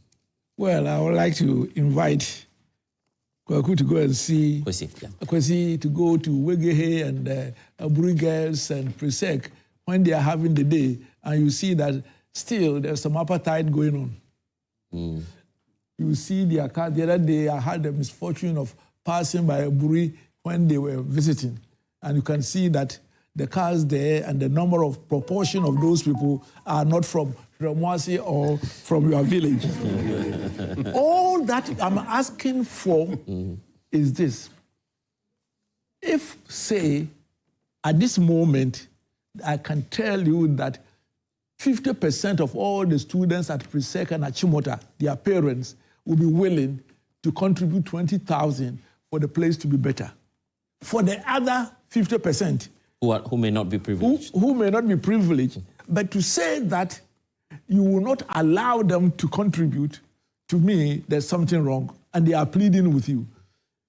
I think that what you have to do, and I mentioned, then you are limiting the number. And not only will the others benefit, but you are also getting money to help the gradee to at least come to see. So that they could you are looking at it in a comprehensive way. It's not a matter of appetite. Okay. But at this moment, why is it that Wegehe is full with people, and then you go to and you are saying that there are some places, 150,000 places, which are not being taken. They are not being taken because the facilities are so bad. Even 2 billion. Going to 200,000. Okay, so Professor Fletcher, you're still with us, I believe. Brief comments. Let me take that of yours, Dr. Tefo, and then Peter Anti, and then we can open the floor. Let me start off with you, Professor Fletcher. Yes, on the point about... Yes, thank you very much. Yes, Yes, Prof. Adei and Kwesi and also my colleague, the MP, I think they've all said something that I want to say. Actually, especially Prof has taken the wind out of my sails. And so I'm going to suggest a combination of the three they've said. So the question is this, do we need to review? Yes, we need to do. And I agree that tuition should continue to be free for all. That is very important. And I think we also then try to use means testing. This is what Kwesi was trying to do. We need to use a means testing approach. And if we need to give state support for boarding, then it has to go to only needy students. In other words, yes, parents should be encouraged to support. And there are some parents who cannot in any way support or support it anyway. So first of all, we need to say that yes, tuition fees should be free, but those other things, we need to ensure that if there's going to be state support, it has to be for only needy students. And so yeah, but the targeting, the targeting now is the problem, isn't it?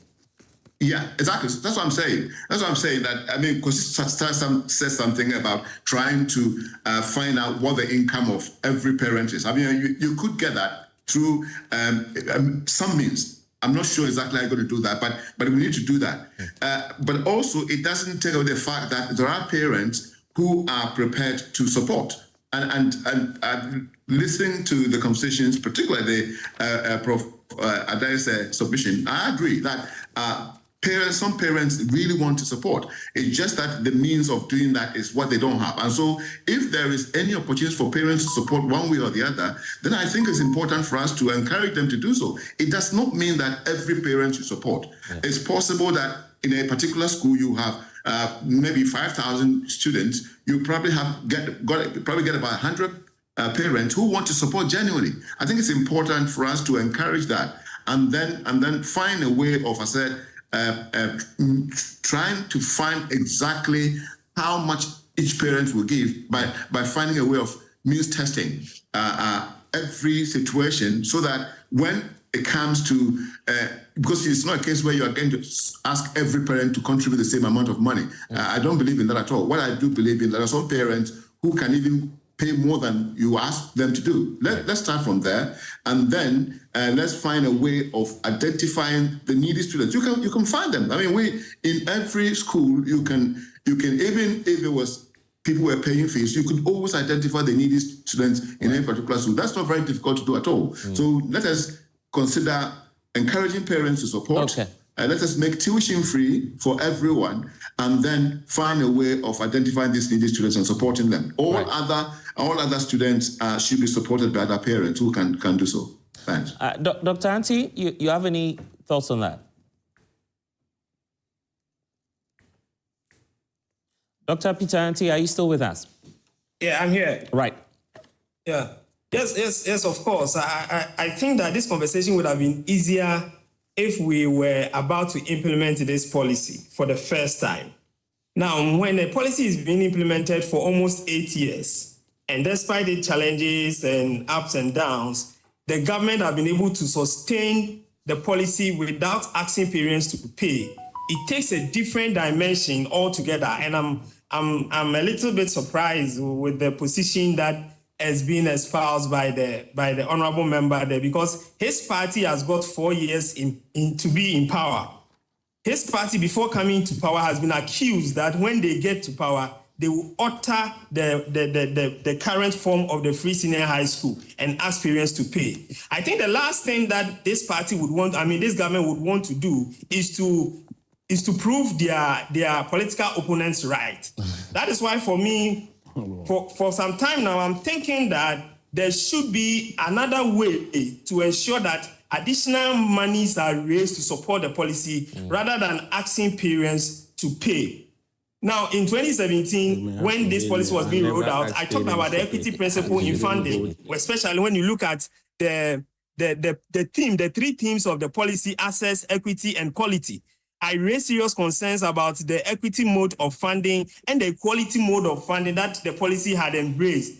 And I was thinking that it was at that time that we would have had that conversation to ensure that we implement the policy using the equity financing model. We didn't do that. We went straight ahead and did equality. So if a new government comes that have been accused that they would change they would ask parents to pay, and that government has 4 years to be in power, and they need to be in power to be able to do whatever they want to do. I'm thinking that we should go back to 2017 again and look at what the Minister of Finance then said about other modes of funding the policy. He indicated in his budget that was read, I think, in September or so, that there would be a voluntary fund that would be instituted and managed at the national level. And that fund will enable people who would want to support the implementation of the policy pay or contribute to that particular fund. I think that is one of the surest way to go. So Prof. Fletcher is talking about parents contributing, Prof. Adei is talking about parents contributing. I'm thinking that we should establish a voluntary fund, a national education voluntary fund, and then make it available for parents or anybody, not even parents, anybody who would want to contribute to that fund to pay something to it. Then we'll use that money. Are you sure parents will be willing to pay into that fund? That is where the problem is. So when you are when you are not doing it voluntarily, then you're going to force. Then you're going to force. Then you're going to force parents to pay. Dr. Andy. Yeah. Oh, Dr. Andy. Yeah. I think that basically, if you do a fund, parents pay where their child is. So you can still let them pay to the school. Money is fungible. So if you go and give 20,000 to Achimota, so that the government doesn't have to put that 20,000, they have paid. Yeah. But parents are so attached to where their wards are, they would never do it to a general. Prof, I agree. And that is why I think that the modalities of operating such a fund should be made. Would be put together. But I'm saying that strategically, it is not wise for the government to seek to ask parents to pay as a matter of compulsion, because it will be politically suicidal for them in the next 3-4 years. Honorable Kumar, your take on that? Yes. Doc, I'm sure, let me make it clear that I never sat on this set and said question will come for you again. Okay. My comment was based on Prof's submission. Right. And I related it to the owings that the previous government left for the nation. Are you getting me? Yeah. So, Honorable Kumar didn't say that the NDC government says they are coming to let parents have cost. Please capture me. I'm asking a question. If my money, it's good you are clarifying. Very good. Seriously. Our issue is on resetting Ghana. Yeah. The manifesto is there. Well printed. Yeah. Just go and Google it. Kwesi, you're saying you have a question? I want to find out from I want to find out from Honorable whether his members are putting pressure on him. Nobody. I've not read any. I've not read anything from my WhatsApp here. But you are rather dragging me into politics because you started by saying that the major decision was. I suggest that both of you hold on at this moment. It is our children. Yes, it's our children. People are concentrating, so don't go there. About MPP and DC, our children's welfare. So let's move on. You have closed your mind to all the challenges you left for us to solve. Okay, here we go. You are quickly we want to avoid the politics. So let me bring in Dr. Atefua. Great. That point is well noted. Dr. Atefua, yeah, you heard the politicians. I made a statement that the challenges we have with free SHS is mainly cash flow. And so if government is able to commit 20% of the national budget, in fact, our expenditure into education, these are national, international benchmarks, or 4% of our GDP into our education, according to UNESCO, we will be able to do a lot to support and to maintain, to strengthen this free SHS policy that we have. And also, we need to also look elsewhere to find extra funding and also to get a framework that will bring the Parent-Teacher Association into the system, the old students into the system to support what we need to maintain our free SHS. If you go to most of the endowed schools, what the old students are doing is marvelous. Go to Presec and see. They are doing a lot. Go to Achimota, go to other big, well-endowed institutions. The old students are doing extremely well. And we need to get a framework that will bring these people into the mainstream to support or in the management. I see. Okay. And that's why I'm grateful we're doing this with all of you, because you have immense experience in the area of education. But let's bring in my audience because they've been listening to you, they've been listening to the conversation, and perhaps You have a question, just go ahead and ask. Yes, please introduce yourself first, and then you can direct the question at any of them. Yes. Okay, sir. Please, my name is Seth Kobna, SHS Access. So my question is to Prof. Adei. Okay. He said he was part of a 6-member committee that were asked to review the free SHS before it was implemented. No. Not that. I said that the day it was being launched. The day it was being launched. I had a preview and I gave my comment on it. So I wasn't part of those who formulated it. I wish I had, but I didn't have the privilege. Yeah, but perhaps you have a question. Yeah, but yes, go ahead. My question to him was that, was the government duly informed of the challenges that this free SHS will incur? Okay. Because looking at the challenges popping up now, it looks as if, to me, I believe it was poorly planned and the execution wasn't right. So were the challenges anticipated? That's your question, right? I'm sure Kwesi is also with us, so he would be able to, bring some perspectives to that one as well. Any other questions? Okay, while we wait for that, any takers before we go? Okay, Prof, probably you might want to have your take. Well, okay, let's take this. And we'll please, to Ishmael. Okay. My question to Honorable. Okay. Please, I would want to know if there are any plans to conduct regular assessment and evaluation to identify areas for improvements. Okay. Yes. Okay, so we'll take 2 for now. Please prepare. If you have any questions, we'll come back again. So let's deal with the anticipated challenges, Prof. Because you gave that feedback to the president at the time. Yes, definitely. I knew because Kenya had implemented, many countries have implemented free SHS. And immediately you have so much overwhelming access. But those other countries, first of all, didn't have a problem Ghana has. Ghanaians all want to be educated in boarding schools. No country in the world has been able to educate his young people all in boarding school. You go to America, Britain, Europe, less than 5% go to boarding schools. Every one of them goes to quality day school where they live. So we are trying to, a colonial legacy, and of course, those who went to Achimota and fancy people are also attached to it. In fact, more. What may have accounted for that? No, because the colonial needed only a few people to serve in the civil service as clerks. They weren't going to educate every Ghanaian. So that is where. And then, of course, the boarding system after independence helped because people from Gambaga, from Aflao, from Ashanti came to, and it helped really in our national identity. And so, in fact, until recently, and that's why I've been saying that I'm proud of my village of Shilomwasi, everybody thought that I'm an Adei. In fact, I'm sure that was the basis for which this one who was the immediate past of petroleum was Febu.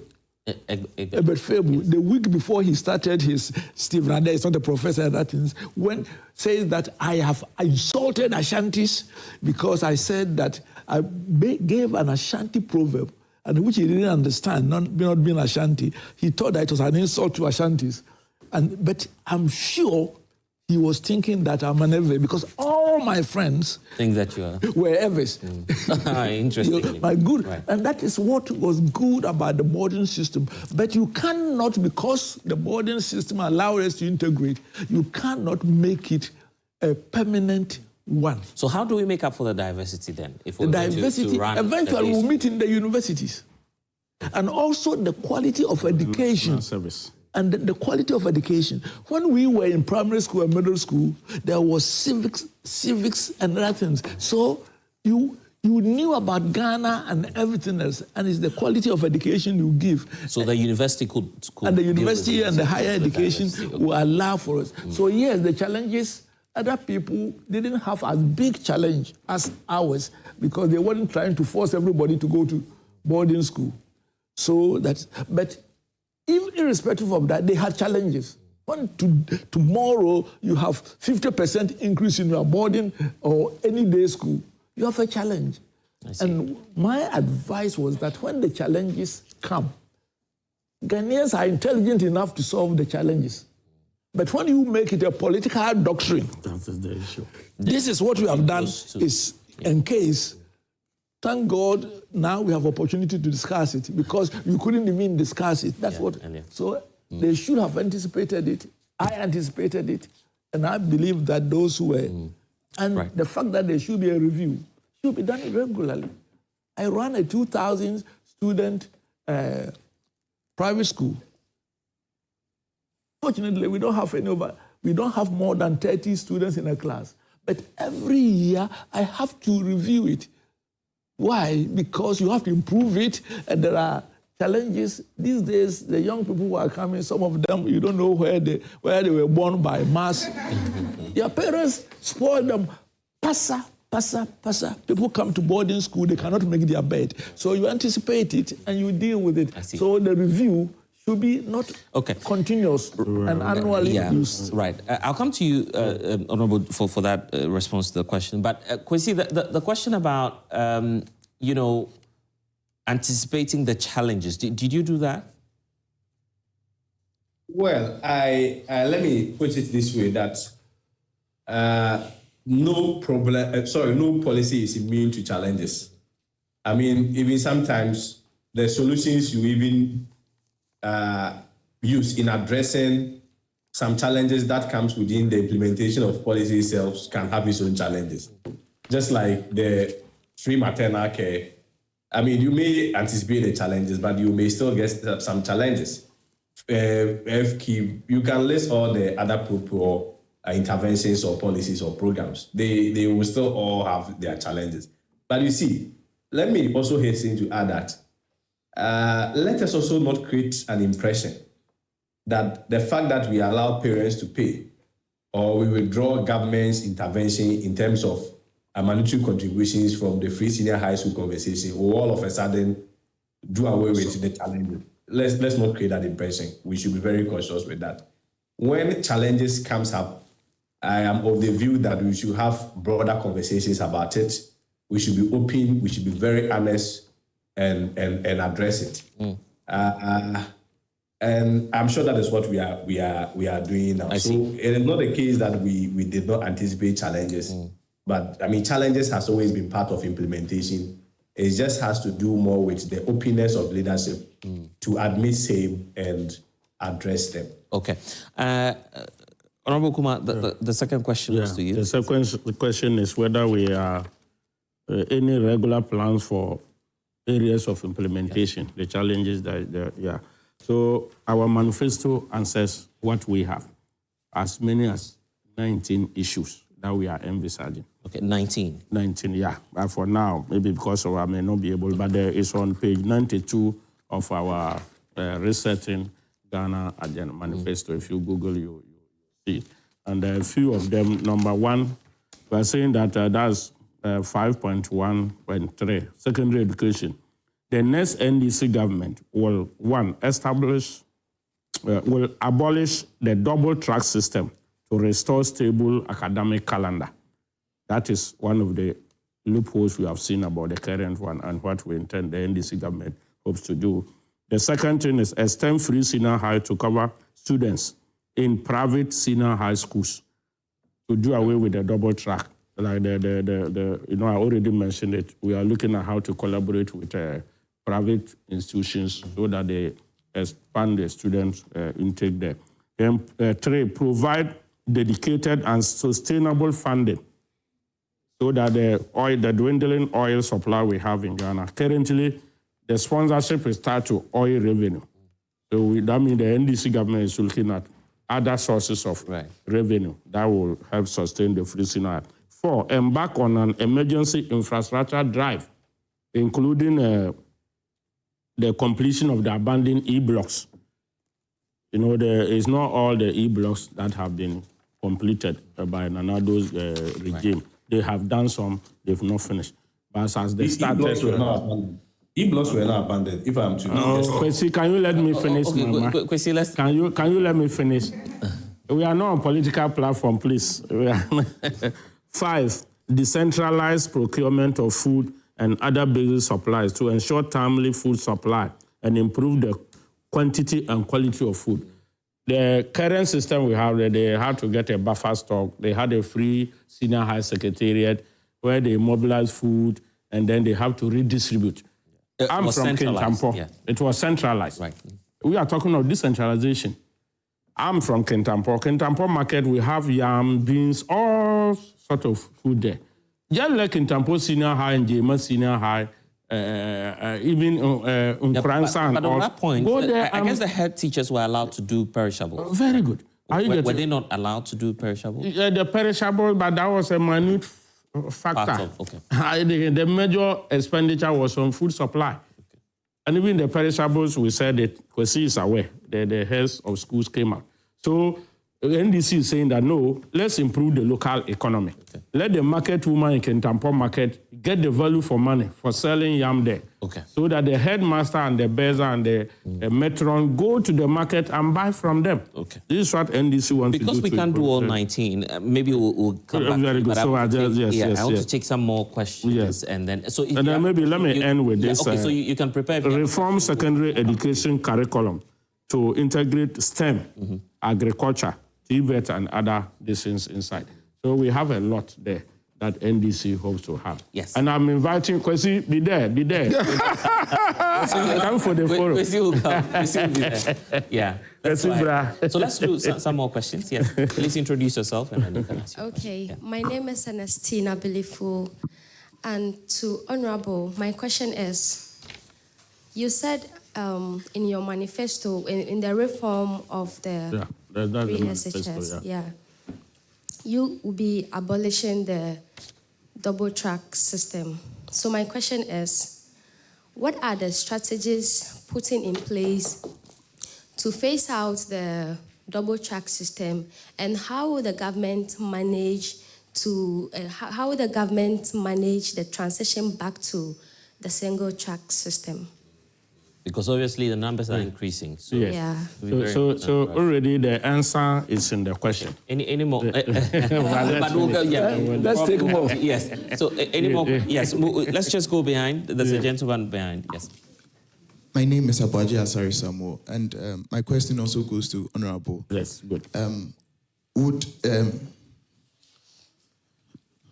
Would you support an education levy to help fund the free SHS? Just come again with that one.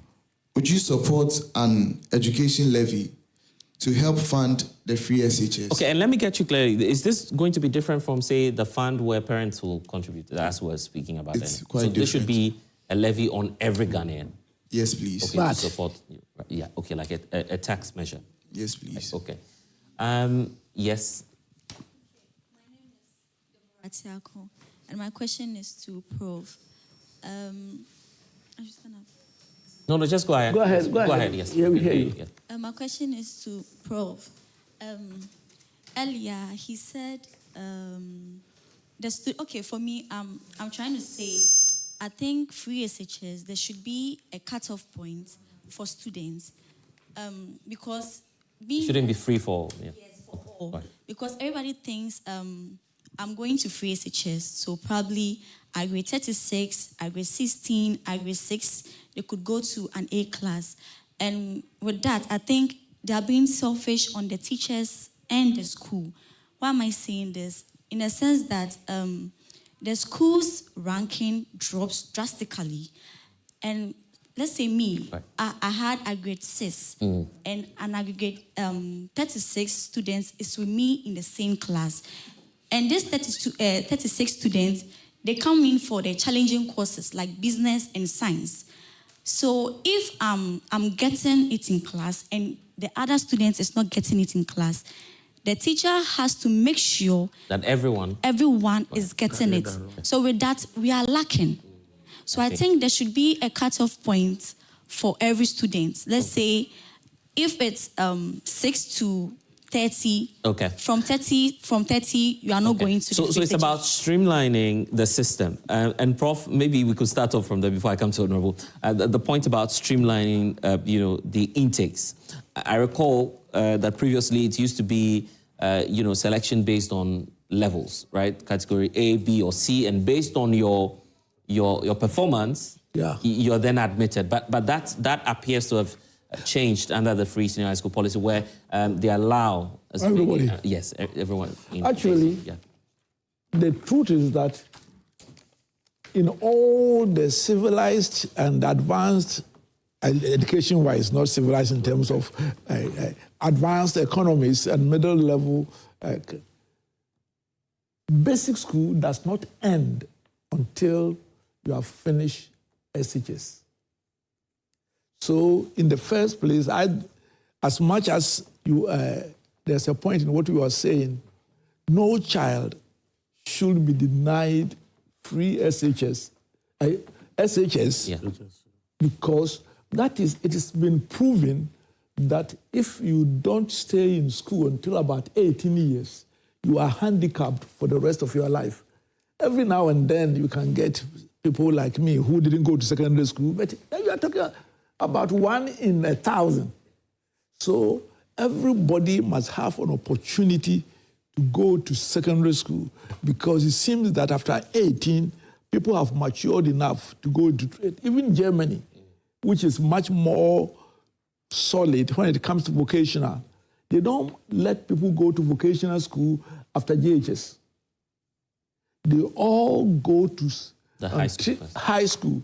And when they are at grade 10, when they thought that you have gotten the sufficient language, mathematics, and other skills, then they apply those who will then go and do special course and go to university direct, and those who go to the vocational education. So there is a certain amount of pre-university education which we have to make sure that all our children go to. Because, in fact, we shouldn't start vocational education even that early. Everybody goes to has a general education before and then they go there, because so there shouldn't be cut-off points. No, there shouldn't be cut-off point in going to secondary school. But then so how those of us to solve her problem. Now her problem is this: that when they go to classes, for example, I mentioned the school in my village, which is a private school, so we are not forced to do what government is. There are some people who have access class. When they come, they are not capable of coping. So they do 1 year and we help them. And there they focus on language, mathematics, ICT. And by the end of the year, that's probably, they are just as good as all the people who we think should have gone. But the sad story for the free SHS beneficiaries is they don't have the benefits of this. That's what I'm saying, that we must find a solution to that. This idea that everybody must go through the 12 years to the end and then you fail. Some fail and some pass. It's not good. And I have found that children and young people have different levels of maturation and academically. And therefore, this idea of wholesale promotion is what we should look at. And then, how do we remedy their deficiencies early enough?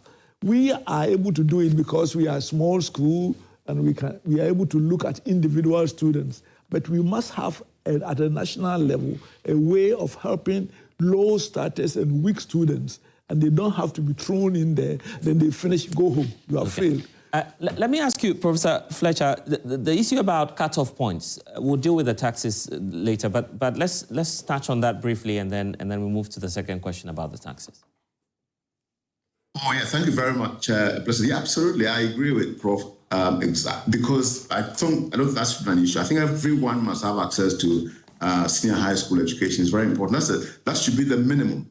The idea that there are people with aggregate 36 and aggregate 6 in the same class, I think that one is a pedagogical issue. I don't think that it's a problem if we have teachers who are trained to teach in such a way that every child in the class, improves their performance. I think the idea, and there's a new curriculum, education new curriculum, which is actually emphasizing differentiation. So within the class itself, it doesn't mean that the people who are able to do certain tasks are not allowed to do because they are waiting for others who are lacking. That's not a good idea. I think teachers must learn to teach class in such a way that different people with different abilities will be able to benefit from the class. Right. Definitely, they will get more after the class than they came in with the class. So I think that's not an issue. Everybody must be given the opportunity to have secondary education as as a basic memo. Okay, Dr. Anti? Dr. Peter Anti, can you hear me? The issue about cut-off. Yes, cut-offs. Yeah. I'm a student of Professor Fletcher. He believes in the ability of every student in his class. So I totally subscribe to his position. I think that we should not have a conversation about bringing cut-off point at this time at all. We don't need it. We need to let students go through the system. Like Professor Adei said, you need to do the 14 years of education, and then we don't want anybody to drop out. You should rather bring in measures, train teachers to be able to deal with the different kinds of students that they have in their class. These are training issues that we would have a conversation on. But to introduce cut-off point at this time in our lives as a country, I don't think it's something we should entertain at all. Right. And for you, Dr. Tefua? Yes. The objective of our senior higher education and even the basic education is to prepare the learners, or we may call students, the learners, such that they will be able to pursue further education. That's the first point. The second point is that they will be able to enter the world of work. And the third point is that they will become socially fit so that they can live amongst people wherever they find themselves. So we should do a longitudinal study, right from the kindergarten through the basic up to the junior high school. Before they enter into the senior high school, we should know where each child is heading towards. We should be able to, so if we can introduce or get a framework that will do these longitudinal studies of our learners, by the time they are exiting into the senior high school, we know where each one will be fit for. So like Prof earlier on said, we need to emphasize the fact that even at P3, a child should be able to read and write, should be able to add 3-letter words, 2-letter words, and make a pronouncement and be able to read and write. If the children are able to do that, they can progress in the academic ladder. And therefore, from there, we take it from there, the upper primary onwards, we should be able to study these children so that by the time that they are exiting from the junior high school, we know where each one is fit for, and then we can direct them properly.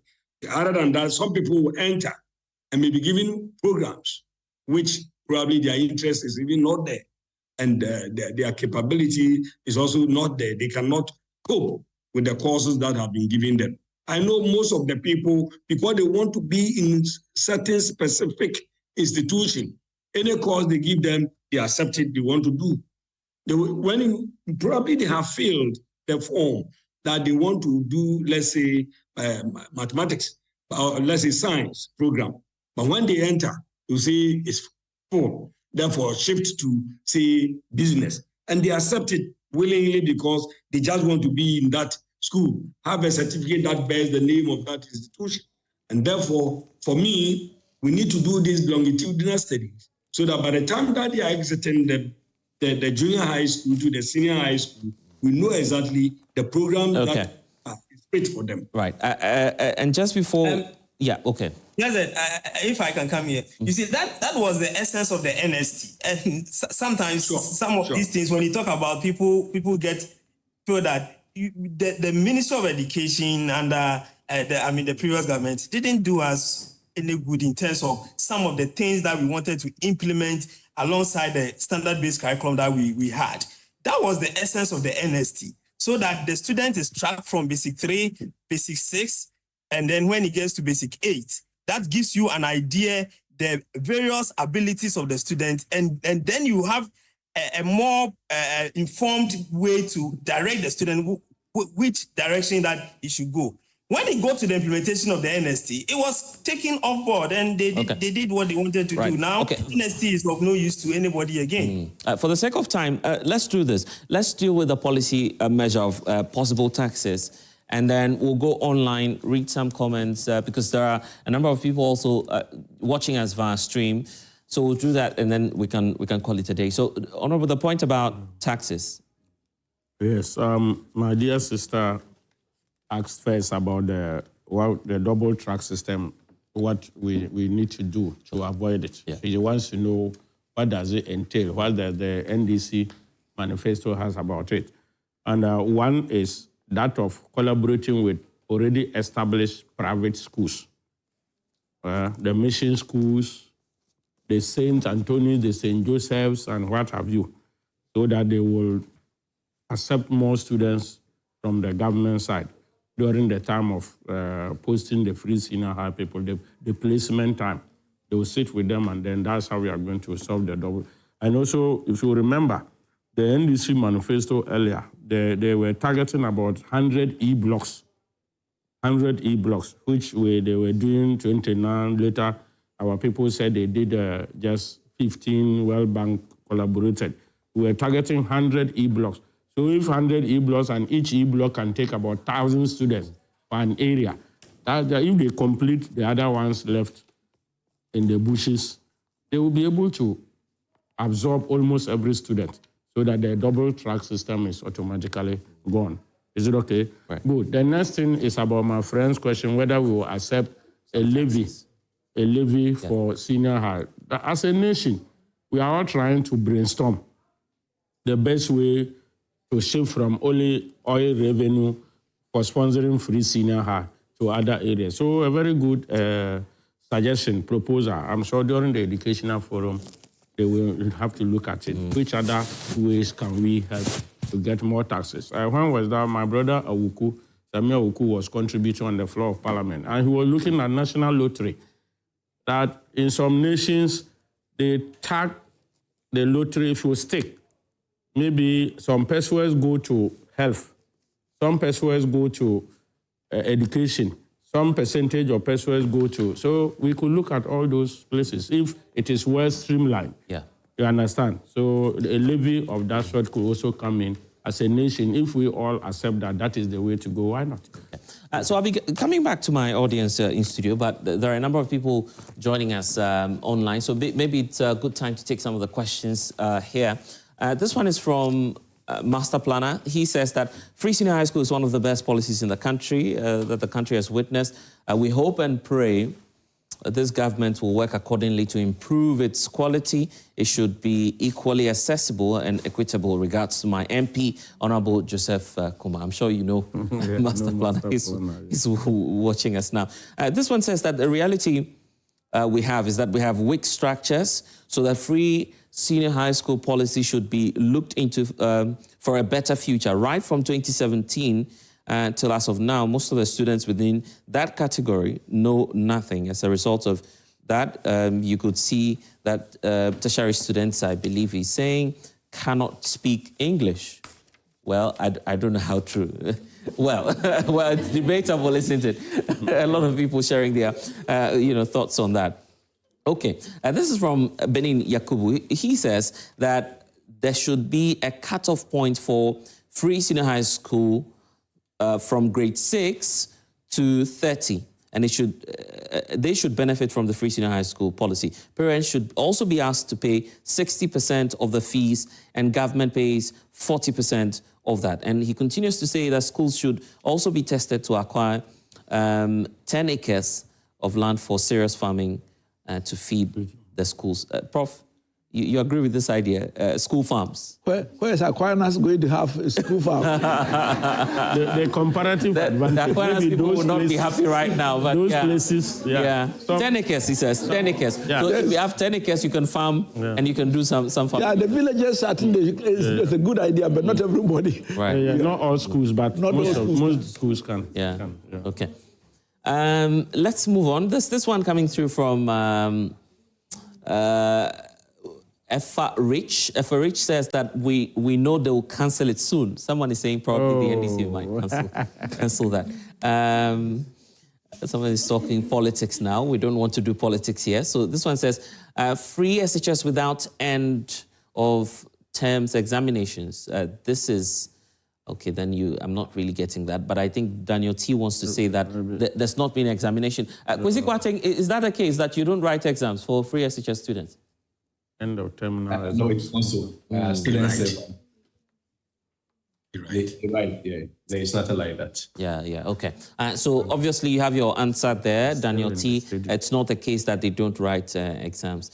This one says that the free SHS is a scam, just like the former finance. Okay, well, we don't want to go there. We don't want to go there. Anyway, okay, and then there's some commendations coming through for our audience as well. People are appreciating your questions, so please give it up for yourself if you're in the audience now.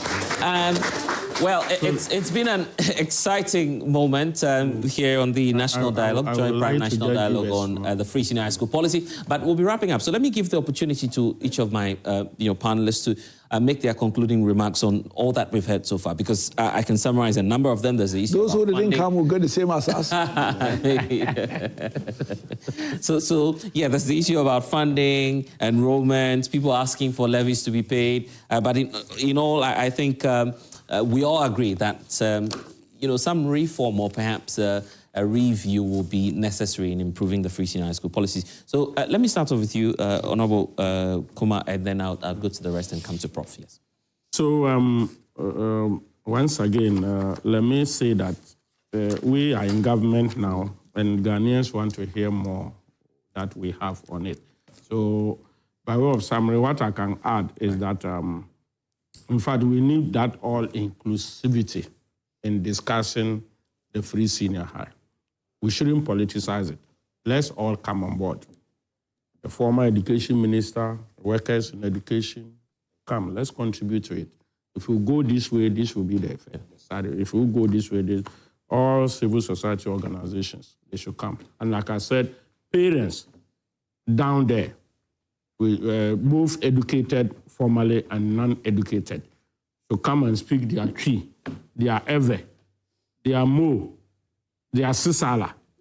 We will translate. They should come and give us the input. Oh, I'm a farmer.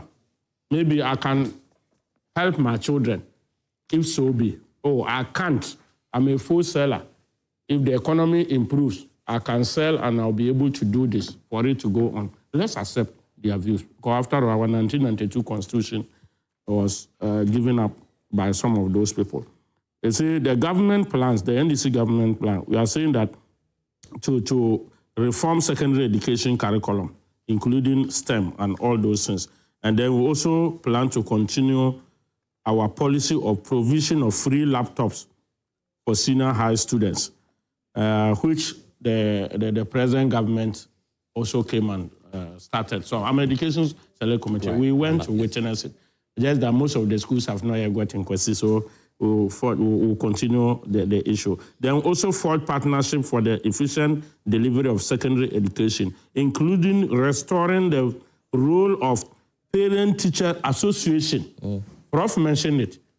You know, we came out with PA, Parent Association, where we don't have teachers and children interacting with. In the olden days, I attended the old system. During open days, PTA days, when they are sitting, the heads of schools will tell you, be around, don't go anywhere. If the headmaster should recount some indiscipline, the parent in the midst of the colleagues can say, hey, call my son here. I don't want to go and deal with him at home alone. Headmaster, call him. The parent will tell the headmaster, next time this thing happens, please, lash him. Yes. Lash him proper. And that helps to change the fellow's behavior. Yeah. But of late, what are we? There's the so-called human rights. It's and not then, so-called, is it? Excuse me, sorry for that word. The human rights issues. Sorry. The human rights issues don't deal with the child. Yeah. It's corporal punishment. But if parents interact with teachers and with students, and they warn their children before the teachers, the child cannot misbehave in the school again. Today, what are we seeing? A child taking a cutlass and knocking not cutlass in the person, though turning it to trip the fellow as if we say, no, the parent is innocent. But you are saying we shouldn't shout. By mere fact that parents come to the school to interact with the teachers, it means we are telling the children that the teachers are also their parents. And so they should listen to them. But when you say parents alone should have their meeting, then teachers should also have their meeting. And then we are handing the children over to only the government. That means I see. When they are in the school, they are government children. It's not for parents and it's not for teachers. Aspects that we so parent-teacher association should be strengthened. Should be back. And we know what they can do. Parents will understand the policies and say, look, we will take up some of the issues. When you add parent-teacher association, I'm sure we will solve most of these problems. Okay, grateful. Which the NDC government hope to bring. Okay, let me then bring in Kwesi Kwarteng. Your concluding remarks on this? Yes, my concluding remarks, just a quick one. I mean, while as citizens, we are hoping and praying that the new government delivers on their mandate, we are reminding them that we are expecting the extension of the free senior high school to cover private senior high school, private SHS. And also decentralization of the procurement of the food. Let it be on record that it is not the distribution of food that is centralized. It has rather to do with the procurement. But they are talking about the decentralization of the procurement aspect. So we are also waiting to see that. Just a quick correction. As at when we're leaving power, within that same week, perishables we've paid about 50 million Ghana cedis was released to the senior high school. So it's not, well, I mean, you know, Primus is your party member, so I don't want to go into the politics of it. But you see, I want to end by saying that let us, I mean, politicians have always been our own enemies. And we may not be where we have to be as a country, but we're also definitely not where we used to be. The way we criticize the free senior high school policy, I just hope and pray that we'll be able to cause the necessary reviews and changes that we all pray and aim for. Except that for this discussion, particularly referencing your manifesto, you are still going to maintain the free senior high school in relation with the cost. When you were pushed about the cost sharing that you said because of appointment issue, but I understand you ran away from it, the Honorable Kuma. I wanted clarity. Wow, sure. on what I wanted clarity on whether or not this government intends to do anything about the cost, i.e., whether or not boardings should continue to be free, because it looks like you are just inheriting and maintaining everything that we handed over to you, except that you are saying you are going to extend it to free senior high schools. But I mean, bottom line is that we expect that you maintain it. We expect that the policy continues to also increase access for the records. We maintained it at 3.5 million. We are expecting a significant increase, not only on access, but we are also expecting that quality will also be enhanced. Yeah. And the final expectation is that when access marries quality, that is where we have an impact on the socio-economic transformation. As of now, if you look at, for instance, gender parity, if you go to school, there are more even female students in senior high school than male students. So it's something that is quite significant and profound. From the population. So we are expecting all the indicators to move right. Okay. So that the gross tertiary enrollment ratio, which currently stands at 22%, hopefully by the time the NDC, your 4-year mandate also elapsed, at least we should see that it's also increased marginally. So that is not only about the talks, and criticizing food. There are 18 food items that are always sent to the school. Aside distributional challenges and storage challenges, any magic that will be done when it comes to the food situation. So we are expecting also improvement within the food situation. And we are going to monitor and criticize you constructively and keenly and make sure that everything that you promise, you will indeed deliver. Thank you. Dr. Atefo, let me hear from you. Thank you very much. I just want to say that one coal cannot make fire. But where a number of coals are heaped together, we can garner the energies that are in each one of them. And we can use it to set the fire. And then that fire will show, or light will show us the way forward. And so it is good that the government is calling for education forum where a lot of people with diverse ideas come and support, help maintain, strengthen the free SHS that we have now. I also want to make a statement commending, what Prof. Adei said, that their days they studied civics. I also studied civics. And I still remember a lesson that was taught on that a community wanted to build a school. And they wanted to build this school on a higher mountain. And one group of the members of the community loaded blocks into a wheelbarrow. You could see it in pictures. And they were pushing it towards the apogee, the mountain top, so that they could build this school. Another group of the community was seen pulling it back so that this wheelbarrow would not get to the top. And yet a third community stood aside, stood aloof, folded their arms and were shouting, yeah, who will win, who will win? So we ask ourselves as a nation, we have this group of people in our country. Where do we belong? Where do we belong? Are we, and the lesson says that those who were pushing it up so that we could build the school were called Mr. Good, or was called Mr. Good. But the one that was pulling it back was called Mr. Bad. And those who were standing aloof and observing and shouting, they were just there, not doing anything. See, that they were called Mr. Passive. So now I ask Ghanaians, are we Mr. Good? Are we Mr. Bad? Are we Mr. Passive? Where do we belong? Let us all put our hands on the deck. At African Education Watch, we have prepared transition briefs, which is going to help transit their manifesto into policies. So we work with all the political parties, such that what they want to do, what they want to implement, their ideas, they have carved into their manifestos.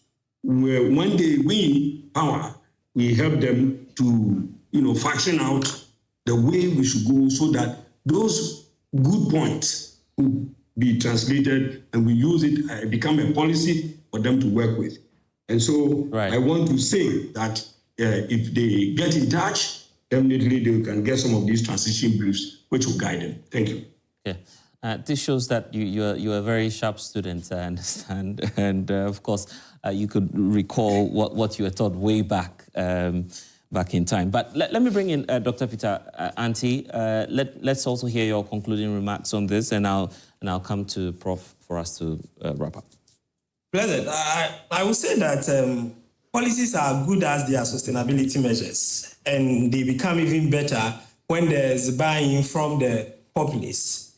The current administration have the real opportunity to get the buy-in of Ghanaians as to the way forward for not only free senior high school, but for our pre-tertiary education system. I pray and hope that they use this opportunity judiciously, they eschew partisan political agendas, and ensure that we come together, build consensus as to how to fund not only the free senior high school, but our pre-tertiary education system, how to build the base of our education system, how to ensure that we equip the base of our education system with the requisite teaching and learning resources, so that if the foundation is strong, those who are being fed into the senior high school system would not have challenges with the kind of challenges that we experience in terms of teaching and learning now. So it is my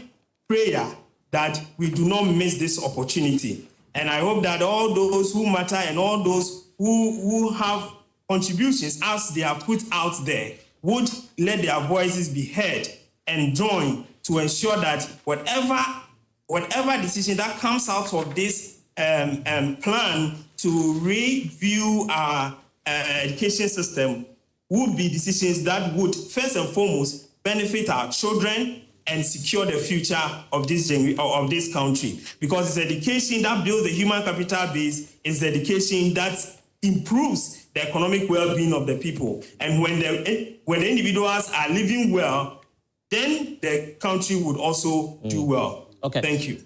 Professor Fletcher? Prof, are you still with us? Yeah. Oh, yeah. Yeah, thank you very much, Professor. Yeah, again, I think I should say that Dr. has actually, taking the words out of my mouth. He actually taking the wind out of my sails, but by actually suggesting that we should concentrate, earlier on the teaching and learning at the basic level meaning primary to junior high school before they come there, because when that happens, there's a lot of work would have been done already. But I think what I want to say is that I do not believe that any government should be solely responsible for education. I believe that education is an all hands on deck affair. So what that means is that we need to look elsewhere for support. For example, we need to look at public-private partnerships. It does not necessarily mean that public-private partnerships should always be something that we're looking for profit. I think we need to find a way in which people who are successful and organizations will support education in various ways. I was going to suggest something which I know a lot of people will kick against, but for example, people who invest in treasury bills and bonds, for example, can contribute anything between 0.5% and 1% of the incomes, from these to support education, because education is a social good, and if there are people who are privileged to have the opportunity to support, I think we should encourage them. I think we should make sure that we keep the good things about it, particularly free HSS, particularly keep the equitable access that we have, that we should hold on dearly to that, and we should try and look at the challenges and make sure work on the challenges so that we don't lose the advantages we've got, but try and minimize the challenges so that it becomes even more advantageous. So I believe strongly that everyone believes that it's a very good idea. The main thing is how to fund it, and we should look for different ways of funding it to make sure that every learner or every child in Ghana enjoys free secondary education. Thank you. Okay, and from you, we'll move to Professor Adei, who's with us in studio. Thank you very much. Let me probably start from where Professor Fletcher ended, that we must find sources of money to sustain it from the beneficiaries, their parents. But this idea of a new source of taxation, already there are about so many that there's going to be streamlining. But as he was talking, something came to my mind.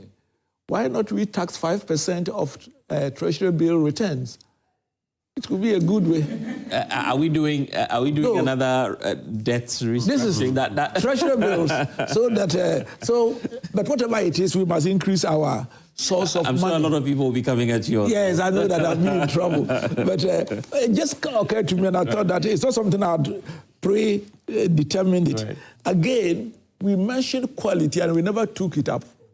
Let me say that there has been some deterioration in quality, not necessarily due to the free SHS. We are talking about social relationships, has been moral standards and everything else. And it normally happens when we have so many people together, being able with the discipline and everything else. So if you look at other areas, there has been some quality deterioration, which we must look at not only at the results. And even in the academic area, do you know that for the first time in recent years, the University of Ghana and other universities have had to really dismiss students because they don't have the capacity to follow university education. And it happened last year. They had to separate many of the students who had gotten so-called A's and entrance requirement, but couldn't follow university education. So even the quality there, but that should not, we are not saying it should be attributed to free SHS. The general deterioration, I'm totally for putting more money and making sure that every primary school child becomes literate and numerate, because then they will do better whether free or paying SHS. Yeah. I don't know how the NDC is going to work with the private schools.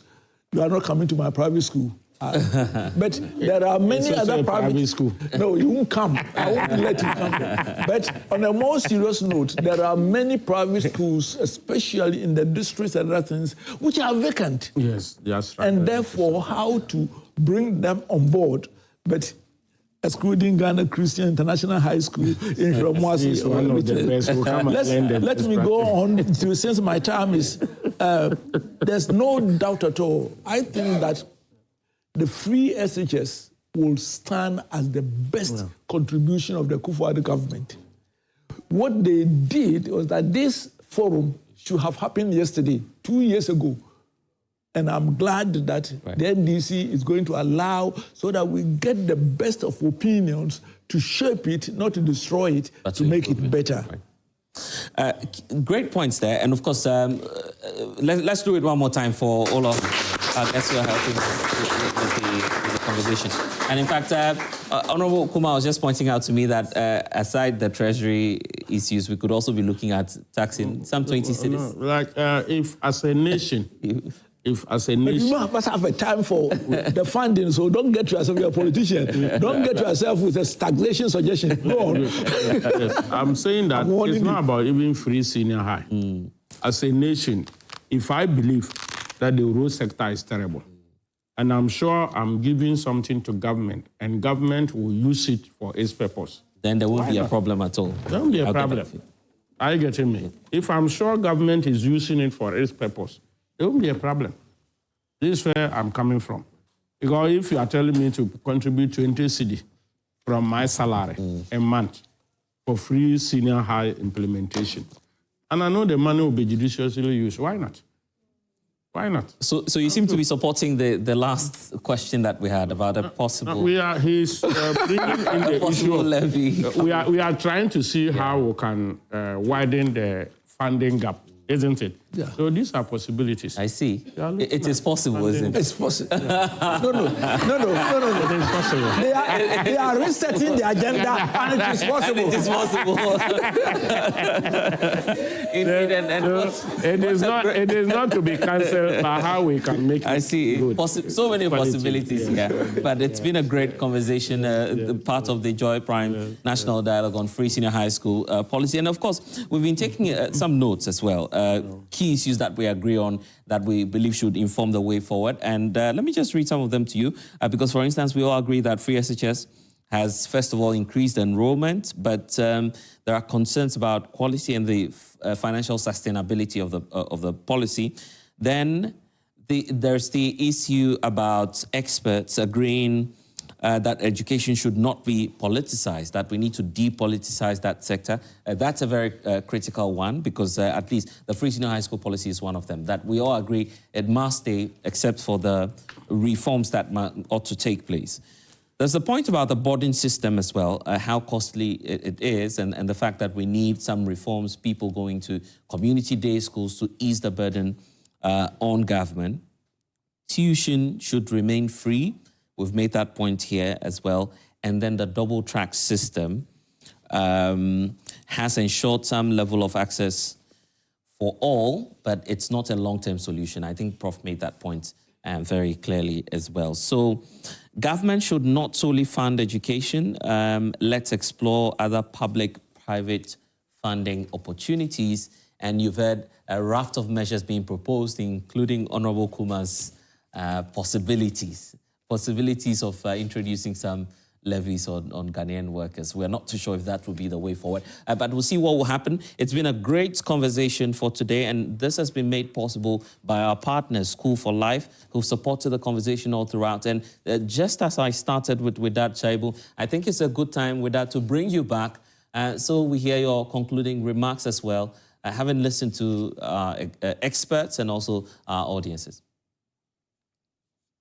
Thank you very much. I mean, today has been great. I mean, we really had great conversations. And by way of my concluding remarks, I just want to also highlight some key takeaway from this discussion for me. But before I do that, I would like to extend our deepest appreciation to the panelists for, the dispassionate discussion and critical reflections that they have brought to bear in this dialogue.